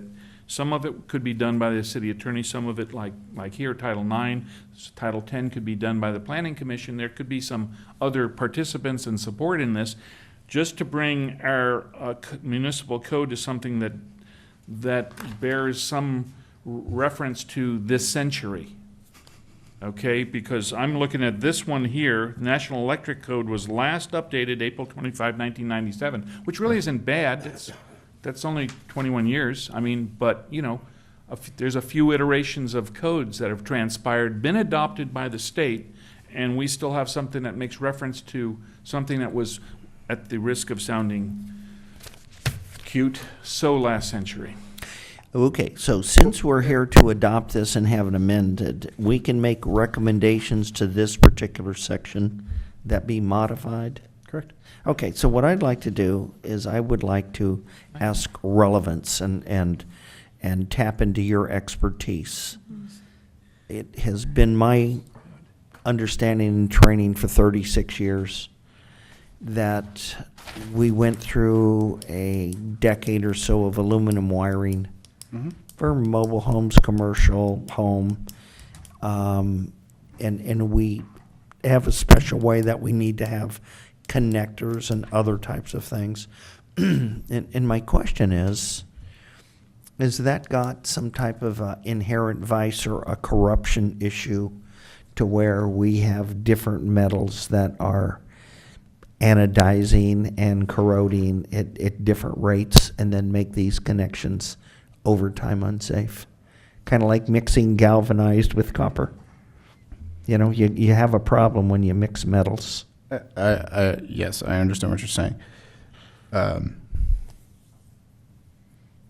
My answer to that is, if the building code allows it, then I'm not necessarily going to go against it. I don't know of any mixing of aluminum versus copper wiring. I don't know of any imbalance there that would cause a problem. There have been some suggestion that there is some issue with aluminum wiring, but there's also an argument that it may have been installed improperly, oversized, or something like that. So, in my opinion, you should leave that open to the discretion of either the installer or the homeowner as what's best for their application. Except for number 6 wire, right? If they got number 8 wire, are we going to enforce? Well, I mean, that's what that's what this is saying. So. Okay, when I go out and inspect, we have a number of apartments that have got aluminum wiring. I was shocked when I saw that. Well, that was a phase. I mean, back in the day, that's what they used. It was cheaper. Copper was very expensive. Still is, but Bear in mind that, for 60 years, they've used transite water pipe. that's true. Many of the mains in many of some very nice communities in this county and in Los Angeles County and all over the state, have cement reinforced with asbestos. It was supposed to last forever, and now they're finding out that it's actually failing. Its lifespan's about 60 to 70 years. Okay, do we need to make a motion to So, recommend then 1701 then? So when we get our lists, do we recommend that we adopt 701? Is that what we need to do in this process? Is that what we're doing in this process now? Like I was saying before, what I would recommend is we just go through this. I will create another draft of chapter 1 Okay. based on the comments, and then you can review them next meeting. And if you have some additional comments, we still have the opportunity to change them. And then also what as long as we can keep it open, and then, we'll do a couple chapters next meeting. Because it'll pick up a little bit. The further we get through, a lot of this stuff is monotonous and it's not gonna change. So, we can keep it all open. At the very end, you'll have one last shot to look at it and review it, make any last changes, and then we can have it ready to go to council. okay. On this page, page 404, on the last reference to section 9-1.701 amendments, B, where it makes reference to the California Plumbing Code, section 1.8.4.4, authority to abate. That's an example where it makes any portion of a plumbing system found by the administrative authority. Who is the administrative? Is that the building official? I'm sorry, I have to find it. What page? Page 404. 404. Is right. It's the last reference to section 9-1701 that was. Yep. Okay. Is the administrative authority the building official? Any portions of plumbing system found to be, yes, that would be the building official. Why wouldn't it say building official? Just out of curiosity, we haven't.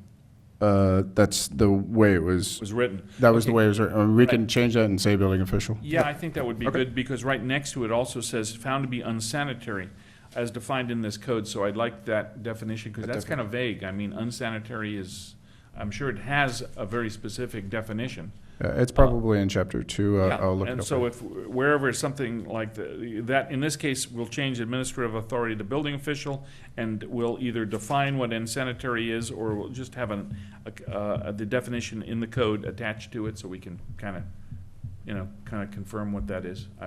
Just from my perspective, vagueness is the devil is in the details. That's fine. Okay. Any other further comment on this page? On this? Okay. So now we have on the next sheet, which is attachment A, page 1. What about 601? What about 6? That's why I said anything further on this page. Yeah, I want to read 601. Okay, what about it? I want to go ahead and understand what we're talking about. It says 601 adoption. The certain code note is the California Fire Code. Again, it's just a formality that It's already been adopted it's by already the been state. adopted. It's just a formality of Action adopting of it. law, it's our So code. that's nothing for us to worry about. Yeah. Okay. So again, it's just a formality to adopt it so that Congruence is a good thing, which you don't necessarily find in the Ojai Municipal Code. So, okay, so speaking of which, attachment A, the next sheet, page 1 of 14, this is here, these 14 for us to go through the specifics. the staff report just includes what I recommend that change. Okay. If you have additional comments that you would like to change, Okay. we can most certainly add those. And those changes are within these 14 pages. The changes that I have, I Yes. did not add. This is directly from the municipal code, Okay, in that case, the current code. good, okay. Okay, So, starting with page 1 of 14, is any comments? Yes. Okay. Let's just leave the 9. We know it's all 9-1. 101, adoption by reference E. Didn't we say that was the? Okay, so again, that would go back to what I wrote. Mm-hmm. I didn't alter, this is what is there. So this is the municipal code, the attachment A is the current municipal code, and then what Correct. we just went through is what So Tom recommended that change. that reference, so E is gonna be removed, and it'll be the proper vernacular. Right. And it'll be the current To what was updated just code. So that, the sections that I've referenced on the previous, in the staff report, will, in the next iteration of this, in the next iteration that you guys see, for chapter 1, will have my comments plus what you guys have Okay, added. but you're gonna have instead, like for B, instead of uniform building code, it's gonna be California Building Code. Right? Just as written in the Right, staff report. okay, and as we discussed, National Electric Code is gonna be California Electric Code. Correct. So, having said that, A is Uniform Housing Code. That's also gonna be California Housing Code? Well, no, we don't have a housing code. I know. That was gonna be, so it could either stay the Uniform Housing Code and we still use the 1997, or we can use the International Property Maintenance Code. Okay, and we need to discuss that. Okay. Next meeting. We'll. And I'm gonna provide you with a copy of the International Maintenance Code, and so that we can all discuss. Mr. Vega? Yeah. Is that something under the Brown Act that we can expedite by having it go to you and you send it to us? I'd like to get as much homework ahead of Talking time. about the code? It's a public document. Yeah, we can make sure you have that information. Yeah. Yeah, just, Or It- send it them the is- links, you know. I was gonna mean, say, I think there's a there- link to this. I don't know if there's a link to the International Property Maintenance Code, because Those guys got it they want their proprietary, money. don't they? They want their money. Yes, they do. so it may take us a day or two, a little bit of time to. oh, no, to that's s- okay, to just so we have scan, it before the but- meeting. Okay. Yeah, we're gonna get the packet. That's why I don't like them. Okay. Right, well, no, they gotta make a buck somehow. All right, so, It's the same for the California, by the way. yeah, that's what I like about public documents. The good thing about the California is it's in a binder, so you can open it up and make a copy of it. Yeah. International is a It's bound copy, Yeah, yeah. so that's why it's gonna take us a little bit longer. Okay, all right, anything else, any other comments on page 1 of 14? Okay, all right, page 2 of 14.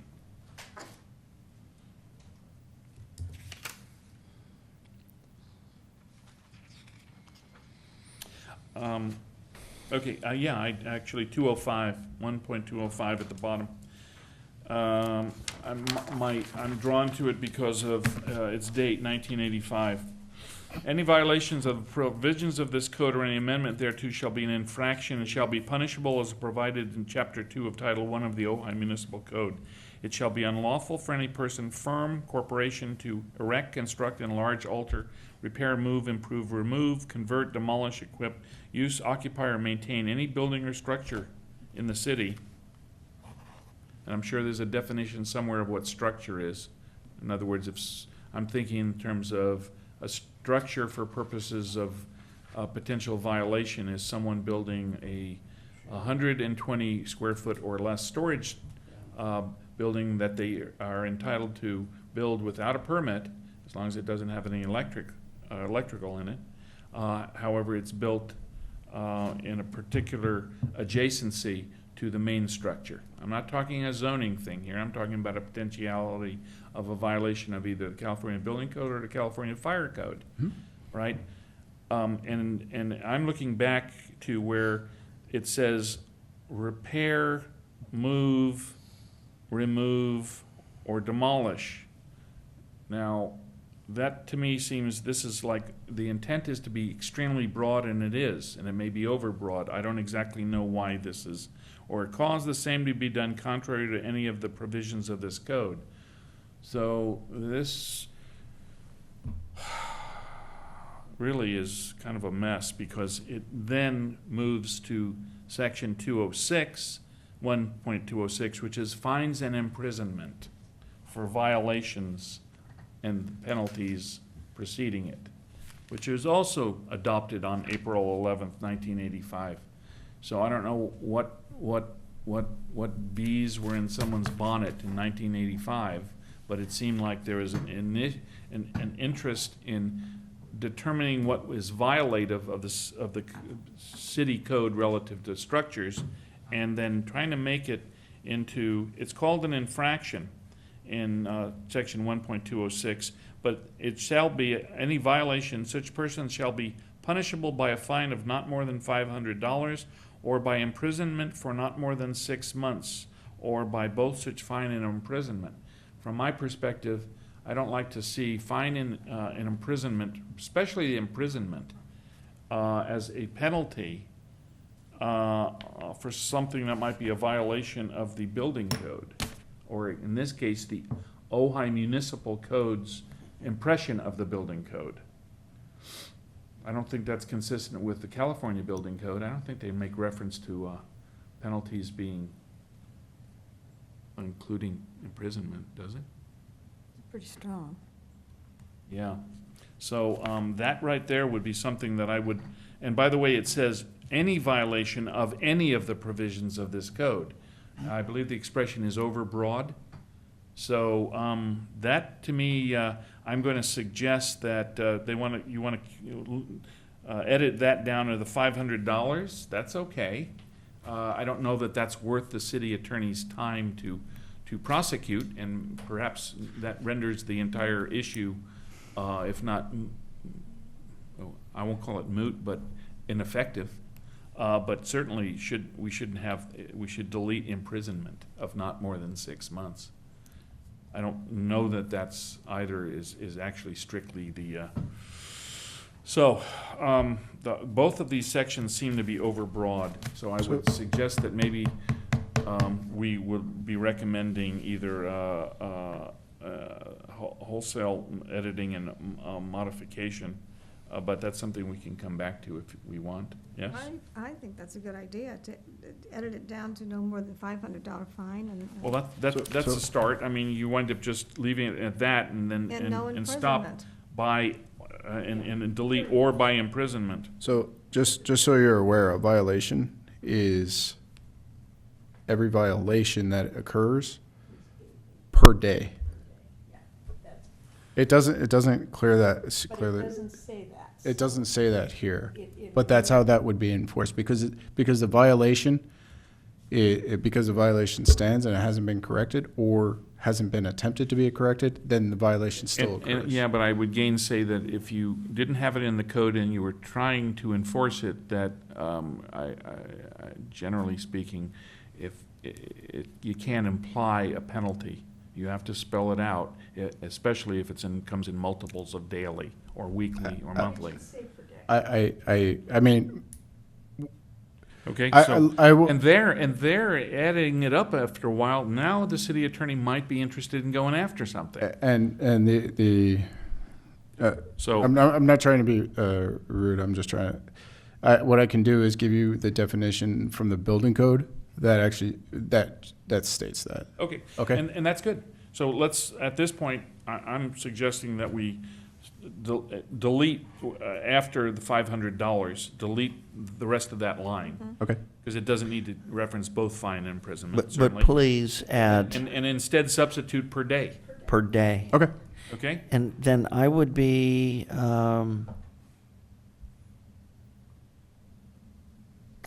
we have other standards in here too, because we went ahead and literally confiscated the Chevrolet property by adding $1,000 a day fine on that property on the corner of Montgomery. Until we had such a big fine, we took it. And it's been vacant for well over half a dozen years. So that certainly didn't help our low-income housing, did it? We took a low-end housing come and we bulldozed it and fined them and confiscated the property, and now we have a vacant lot that sits. What an embarrassment to this community. So there's got to be another provision in here, because I clearly remember it was $1,000 a day, but that's okay. Can I just state one more thing? Absolutely, please. Under definitions, administrative authority shall, administrative authority shall mean building official. Just going back to the previous. Sorry, I just saw that. Yeah. Okay. So, would you like us to, Yeah. can we leave it as administrative authority? Because then we don't have to No, edit I everything. think, it's kind of like, to me, I look at that and I go, why does it have to be vague when it's intended to be the building official? Okay, so You then, know? are you recommending that we Let's delete delete A? administrative authority and replace it with building official, and you could wind up deleting, as a consequence of that, the definition A, because you won't need it anymore. Yeah, I was gonna say, it might be in that section more than once, so we can just make that Yeah, change yeah, throughout. that'll just clarify stuff, and because there it is in C, building official shall mean the designated authority charged with the administration and enforcement of this code. It's redundant. That's good, that It's redundant. defines, you know, what the building official's role and position is, so. And Tom, on 414, 211, third sentence down, the building official shall not be bound. If we could just have a single label throughout all of our code, it would make it much easier for the layperson. It's right here. Oh, third from the bottom. The building official shall not be And, bound. and so, Okay. so we've got authority, All right. building official authority. It's just kind of like, oh my God, who's on first? So if we could Which just, one are you, which code section are you talking about? 211, interpretation and You've compliance. gone to the next page. We're not done with, He's we're not, skipping right along. what? He's Yes, I skipping. know, he's Just moving keep right moving along, along. except I've got something I want to comment on the last one, 210s, but before we get there, 207, permit issuance. So the intent here is just to make it clear that in the event there's a permit issued, and someone construes that permit issuance to allow them to violate the provisions of any primary code adopted. I mean, I'm not sure exactly what the purpose of 1.207 is. Permit issued in error. Well, it's the issuance or granting of a permit or approval of plans and specifications shall not be deemed or construed to be a permit for or an approval of any violation of any of the provisions of any primary code adopted by this chapter. I just don't see that as necessary. It doesn't, it is also so convoluted that the interpretation of it for enforcement purposes would be difficult. No permit presuming to give authority to violate or cancel the provisions of any primary code adopted by this chapter shall be valid except insofar as the work or use which it authorizes is lawful. All right, so We've done that a no- number of times, Bill. no permit presuming that to give the authority to violate or cancel the provision of any primary code adopted by this chapter shall be valid. So, My recommendation is to delete this section of the code. It doesn't, the Ojai Municipal Code, it doesn't do anything. Why would you give a permit for something that's in violation? Well, yeah, but you're speculating on what it might do. Right. How could it be enforced? You're right. Under what set of circumstances are, because if the city issues a permit in error, Mhm. the city can withdraw the permit. And then it would be upon the permittee or the applicant or the property owner to assert that they had a right to do something that is in contravention or in violation of the building code. So, I mean, by definition, I think state law covers this pretty good. And what we've done here with our, once again, 1985, they really had a bee in their bonnet. Right. My next door neighbor. Take it easy, okay. I just don't see any way, I don't see how this could be enforced, given the language. So you're suggesting that a previous city attorney may have made some bank from? Previous to previous. Yes, no, To previous previous. means way back, okay. So in any case, that's my take on this, is I would submit that it can be deleted in its entirety. Unless you can see a recommendation to give it some validity and some actual use and something where it's pretty important. Yeah, I was thinking maybe in the next month before, or, the next couple weeks before I send it back out, we can see if there's a better written Yeah. clause somewhere Yeah, else. or there's some, because, do you see what I mean? Yeah, I we'll either think modify or this- remove. Yeah, I think there are provisions elsewhere in state law and as well as in the Ojai Municipal Code that covers this scenario. Now, oh, why, look, there's another one right afterwards, 208. Approvals required. No work shall be done on any part of a building or structure beyond the point indicated in each successive inspection without first obtaining the written approval of the building official or his authorized representative. Such written approval shall be given only after an inspection shall have been made of each successive step in the construction as indicated by this code. Okay, what this is, my interpretation, since this is something that I do, is basically saying that until an inspector has approved some work, no further work can be done. Okay? That's correct. That's pretty understood and normal, and it happens all the time to you guys. Somebody does something else. You say, okay, we didn't give you authority or approval to do that. I got an option here. It's called a red tag, stop until this gets sorted out, or else you tell me how you're going to undo it sufficiently that I can feel that I've given you approval to this point. That is something that's done in the field all the time. Correct. Practically And- every day. You don't need an ordinance to support doing that. Well, it just backs us. That's all. So what this is saying, what this, Yeah, okay. it just gives us, we can go and This say, is probably the section you cite when you do the red tag. yeah. Really? I mean, would you be citing OMC on a red tag? Again, we're just saying that we need to be able to see if you cover something up, we have the authority for you to remove it, and you cannot continue Okay, until we all say. right. That's all I'm saying. Okay. And then the written approval is as simple as us signing a job card. Exactly. It's that simple. And to be honest, we're very available. We're able to come out within the next day. No, I know. I'm just, And I Yeah. think it's fair, you're putting people on warning, I mean, you know. And you know, it depends on the situation. It depends on how far they continue. It depends on what's covered up and what the inspector hasn't seen. It's at the discretion, but we need to have it in there just so that if somebody challenges us on it, we can go and say, hey, it's right there. Has it happened? No. No one ever challenges us on that. And you always have that one contractor or one builder saying, I'm gonna go ahead and go, but this way you've got something legitimately saying, hey, look, this is what it says. Exactly. okay. Right, so in that case, I'm going to skip over 1.209 because that seems to actually be the same sort of thing, as you said. It just backs you up. Okay. The fact that we need it, once again, to me is questionable, but okay. Building official powers and duties, 1.2.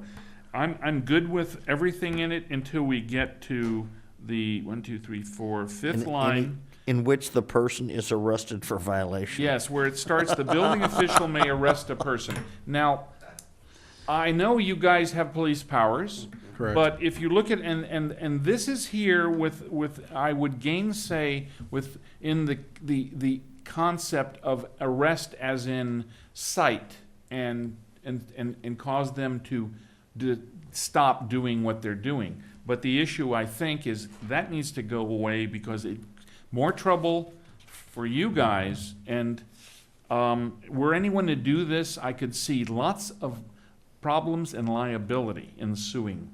As a consequence, I don't think it would be enforced, and as such, if it's not going to be enforced, we might as well delete it. And it goes That entire sentence? the entire sentence. Well, it goes on to the next And the page. next sentence. And the next sentence. And Next page. basically ending on penal code on the next page. Okay?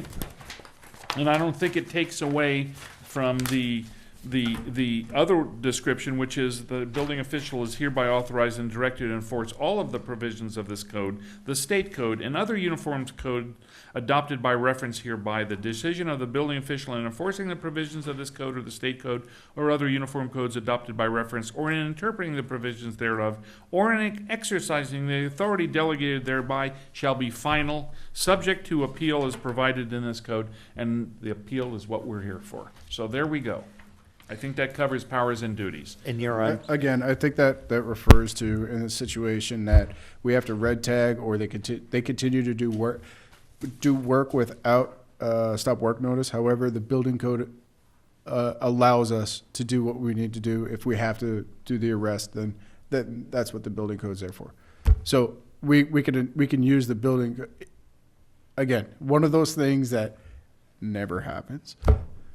But Okay, but the ability is there. I just don't, I think that portion of your police powers as building official, I think doesn't need to be codified in the Ojai Municipal Code. I understand. Okay, Did you take the sentence before and you read it? So the building official may arrest a person without warrant that's the whenever? one where it starts. That's where it That's starts. where it starts, where the That's where we're deletion deleting. starts. All right. It So goes you- to the end from- of from that- there to end the of next that page. section 210, Through the next page? all the way through penal code. Okay. So Okay. the last word in that section will be the code prior to that sentence. Code. Yes, Okay. yes, subject to appeal as provided in this code. You can delete the shot part. Okay, all right, so, And flogged. anyone have any comments, or want a discussion relative to page 4 of 14? Yeah, just 211, just try to keep the verbiage the same. Building official throughout instead of Yep. authority. Yes, It's all, Title IX's all the building official. okay, and, let's see here, amendments, additions, and deletions. Okay, so then let's go to the very bottom. There was 214, which is our favorite codes, Ojai Municipal Code section because it addresses the Building Appeals Board. Okay, so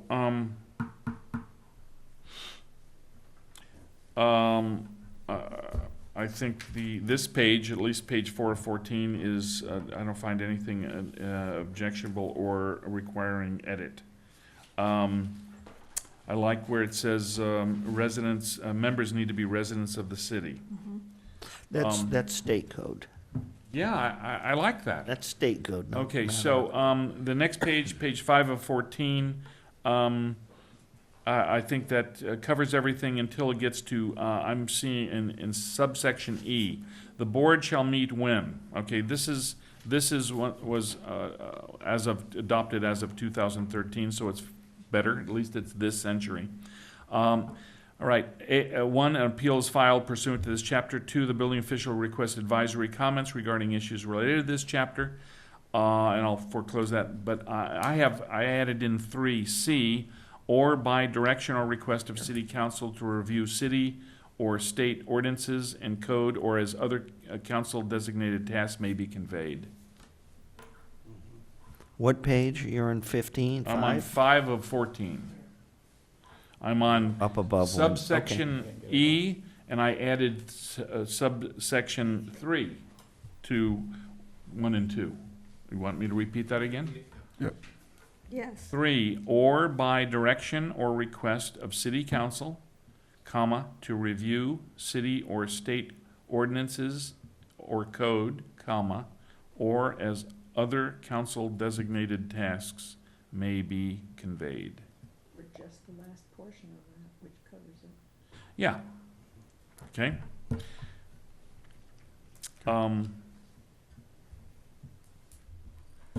So that's really all that I had to add to that to 214, excuse me, to 214.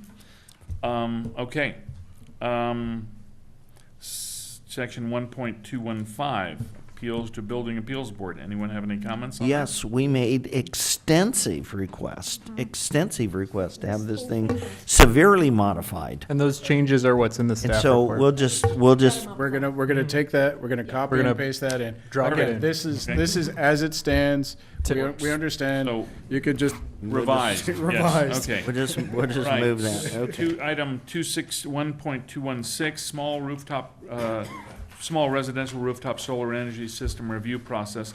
I think I know we haven't done much here, but I think that is one thing that we have in the past reviewed, modified, and approved. So do we have any comments or changes on that? Yeah, I want to get into this because we start putting these things in here and it has a lot of meaning. If I want to throw a couple of solar panels somewhere, and it's going to be a 24-volt system, how does this correspond with what I'm doing? This is predicating alternating current.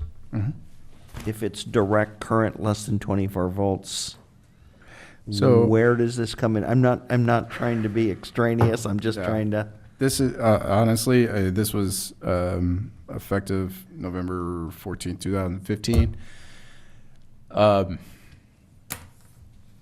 The way the code stands now, you know, if there's a standard plan, the city has to adopt it. It can't have any zoning, any requirements, anything like that. It just can't over-service the panel.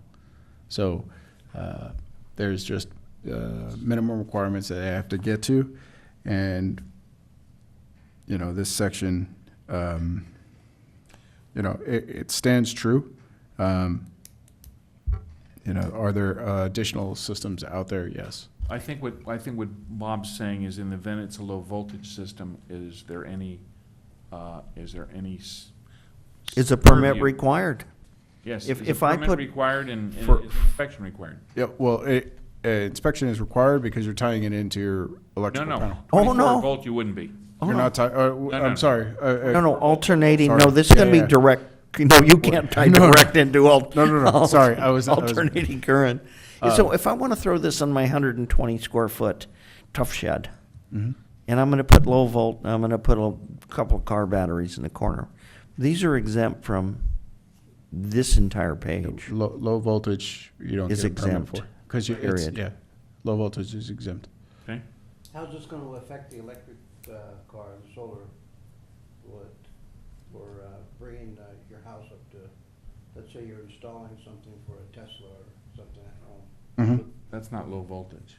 It's not No, low man, voltage. that's massive. Yeah. Massive voltage. So, That's ludicrous voltage. we also, you know, you can get, not to get too deep into this, there, you know, the Tesla battery backups and stuff like that, there's storage packages now that you can mount on and power your house at night. Yeah. And so that's actually, But even the converters, that is high voltage. Yeah. High voltage, that is line voltage, and would be subject to a permit. permit and inspection. And- That's not what Bob was Yeah, talking no, about. and it's alternating current. Yes. That's the key Yeah. for me, is alternating Yeah. current.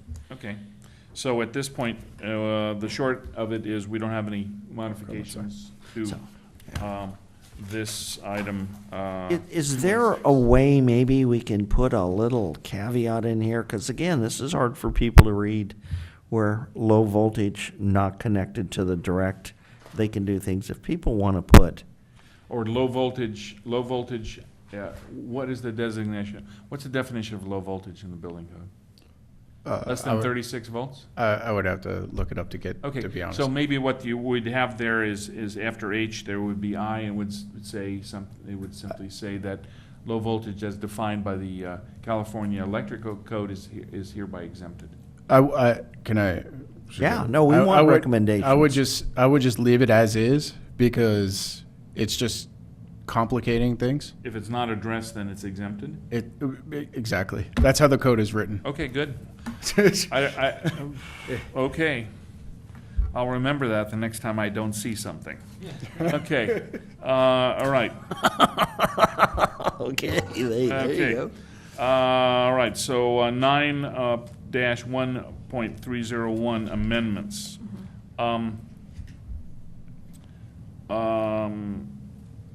These just go back to the staff report. Okay, and I have to say, though, something about this, since it starts referencing things like high fire area defined, high fire area restrictions, which we'll come to, I want to look at D again, but subsection D, but I think it needs to be clarified that this references new construction only. This all, Say that somewhere? this, it's not gonna say it here. This goes back to the amendments that we approved last meeting for the code adoptions. So if you go back to, The various departments in city government, have had some confusion over the applicability of state code as well as municipal code, and the distinction between existing structures, Right. modification thereof, and new construction. So whenever I look at anything, even if it's adoption by reference, I like to say, what is applicable to it, or it doesn't apply. But that's what I'm referring to. This goes back to, if we go back to the staff report, these are the amendments that go into that you guys adopted, or that you guys approved Okay. for all the code amendments. Those And are code in those, we talk about in new construction, Okay. that's where we talk about that. And this particular page 7 right here, is not been modified by any of those recommendations. Not yet. Okay, good, So we're gonna good. literally take All the right. code amendments Yeah. that we adopted and put them in here. Okay, all right. Okay, in that case, then we're gonna see that. At this point, there really isn't anything to discuss until we see it. And was D actually modified to Class A or better? Class A. It was Class A only. Yeah, Okay. yeah. Okay, This hasn't just- been modified yet, so that's Got okay. it. All right. Okay. So let's having just- said that, through. we'll move to, I think that 302? addresses, 302, yeah, okay. And that's where we're gonna talk about the two appendixes, I and J, at the Right, next meeting. right, okay, so that'll be coming back. Article 4, Uniform Housing Code, adoption repealed. That means it's what? We don't have a uniform housing code, that's, since adoption was repealed in 1997? What's this doing here? What does it mean? Yeah, you have the adoption repealed and then the amendment under the same code, Yeah. Well, under the same dates. repeal was effective April 25, 1997, which indicates that, yeah, to me, Yeah, above that, section 9-1.401 says adoption, parentheses repealed. So I'm not sure why the second section 9-1.401 heading is still there. yeah, But I think that whole section could come out. okay, good. That's a start.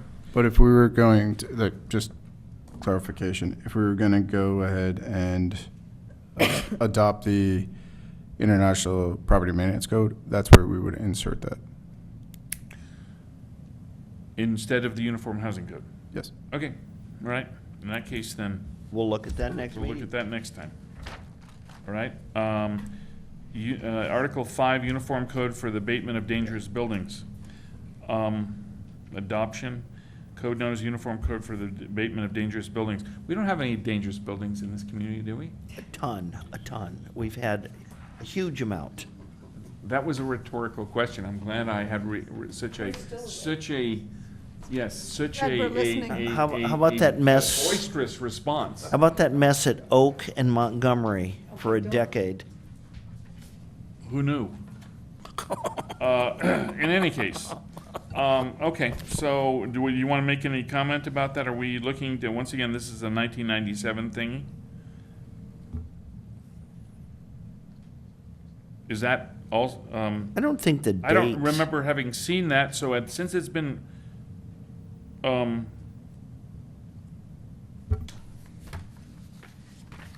I haven't ever seen DBC, Dangerous Building Code. So, is there, I think we have, between the California Building Code, and other elements of the Ojai Municipal Code that cover vacant and abandoned buildings, I think we're covered. I don't think we need, this can be edited out.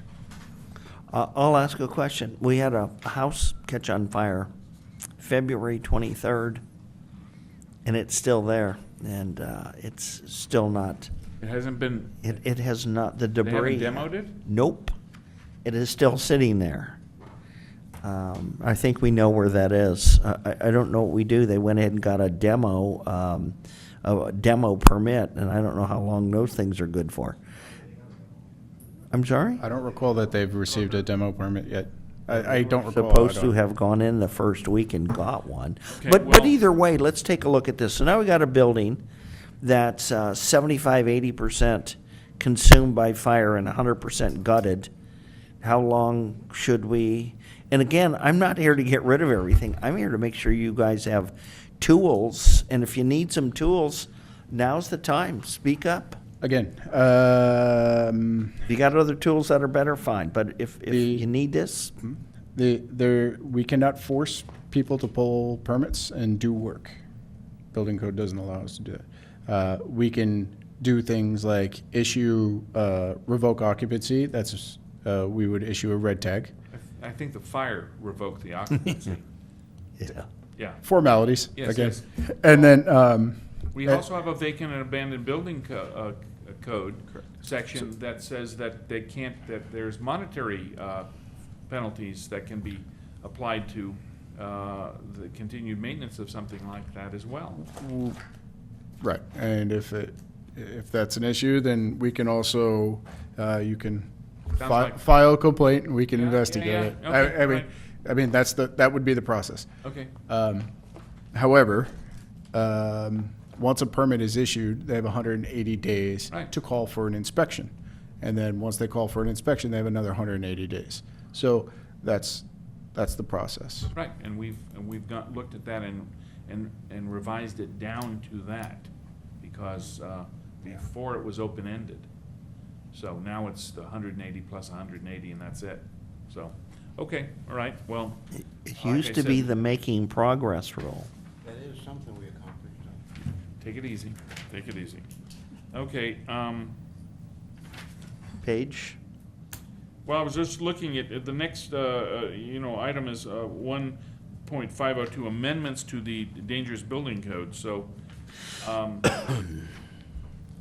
from my perspective, I don't know, I'm not aware of this having actually been utilized from an enforcement perspective, so I don't see it having a purpose there. But, my vote would be to delete it. Is there any reason why the city needs this? Is there anything in here that helps you by having this? I'd have to look further into it, but at this time, no. Then do that. I'll take a further look into it. I mean, I'm on the same page as you. We can use building code and Got lots of Lots of tools options and there. Blocks for So- that kind Okay. of thing. again, it probably, the building code has become a lot, well, I wouldn't say simpler, but a lot more fluent in the fact that it's more information in one book. It's Yeah. definitely not simpler, but. Okay, then Article 6, Uniform Administrative Code, promulgated and published by the ICBO, is hereby adopted and enacted. Now, how is the Uniform Administrative Code different than the California Administrative Code? It's just from the the part, it's the same thing. It's just making it current. It's taking it from, just like the Uniform Building Code, it's taking the Uniform Administrative Code and changing it to California Building Code.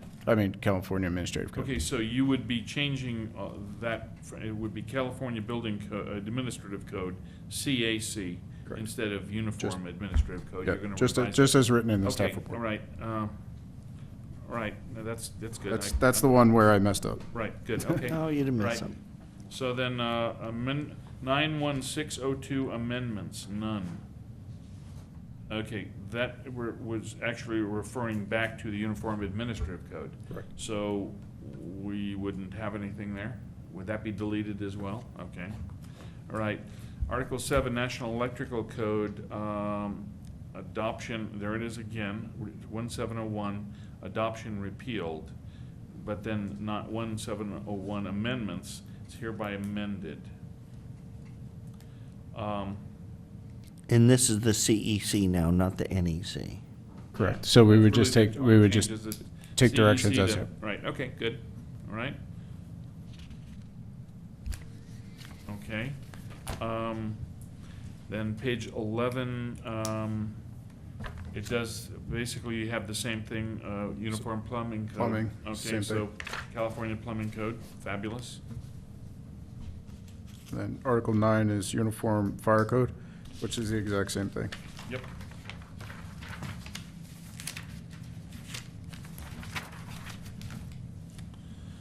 Okay,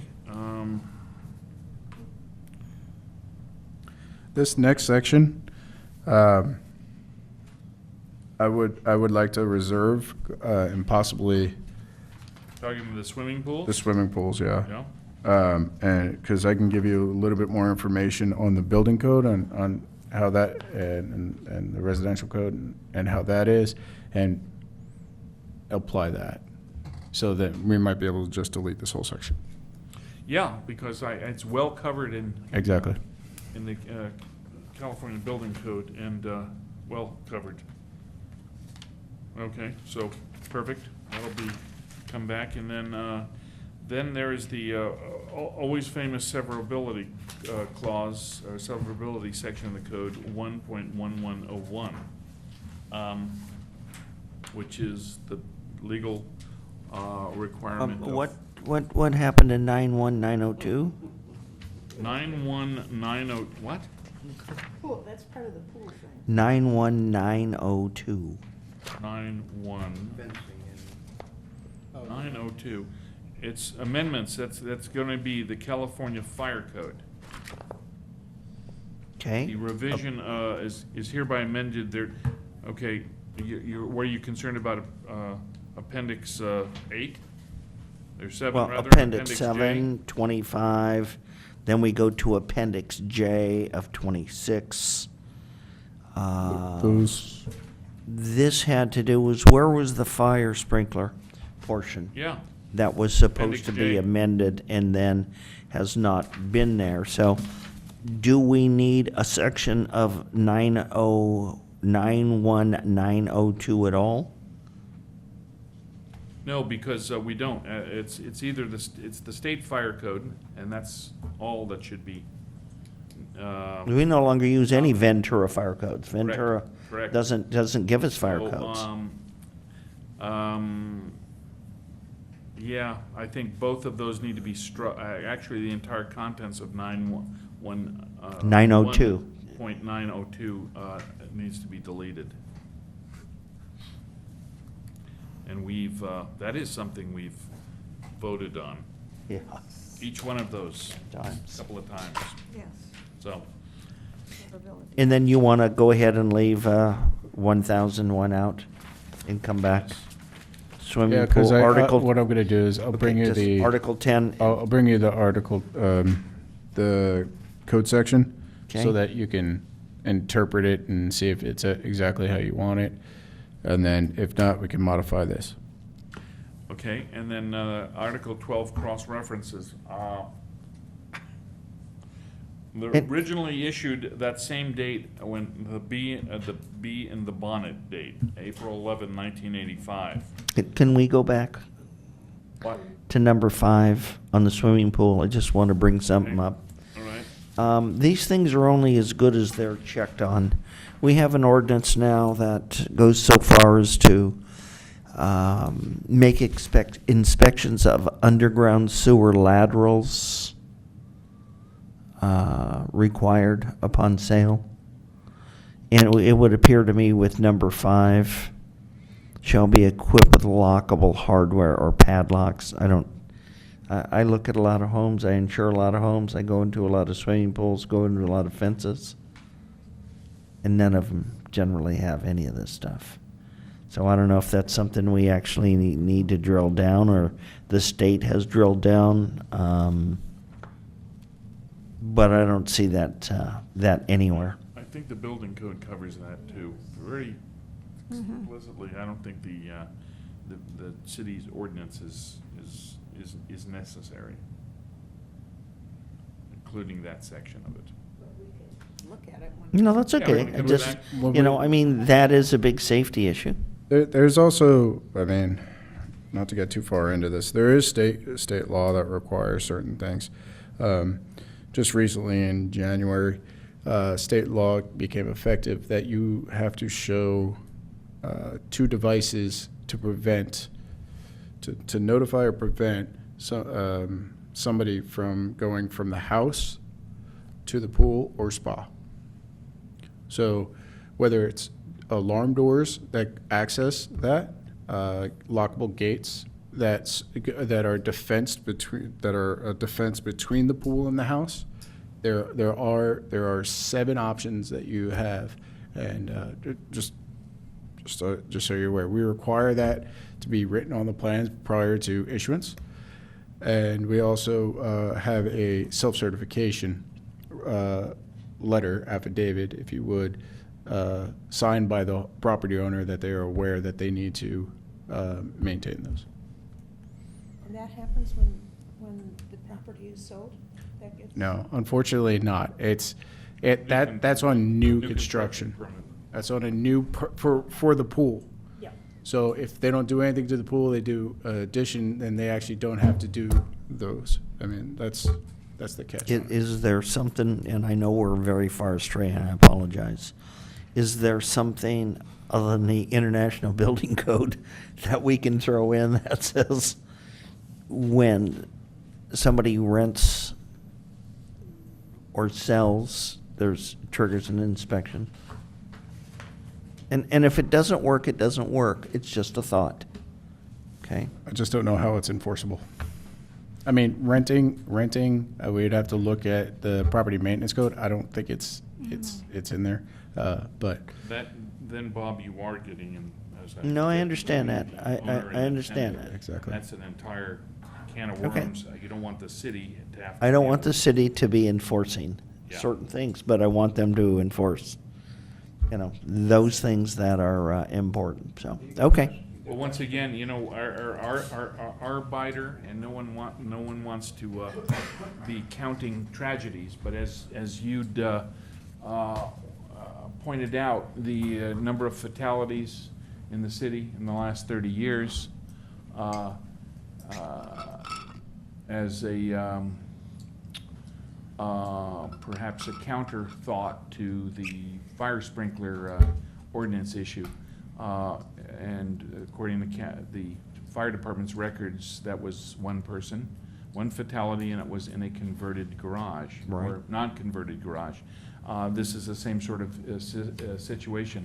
How many injuries or deaths were involved in having the existing scenario, which is only applicable, once again, to new construction. So, I mean, you've got it's in the it's in the historical record. So, all right. So, severability, I think needs to stay in. Cross references, I don't think that needs to stay in. I think that needs to be deleted. I've read this a couple of times and it hurts my head. So I think it would be difficult for anyone to be able to interpret in order for it to either clarify or enforce something.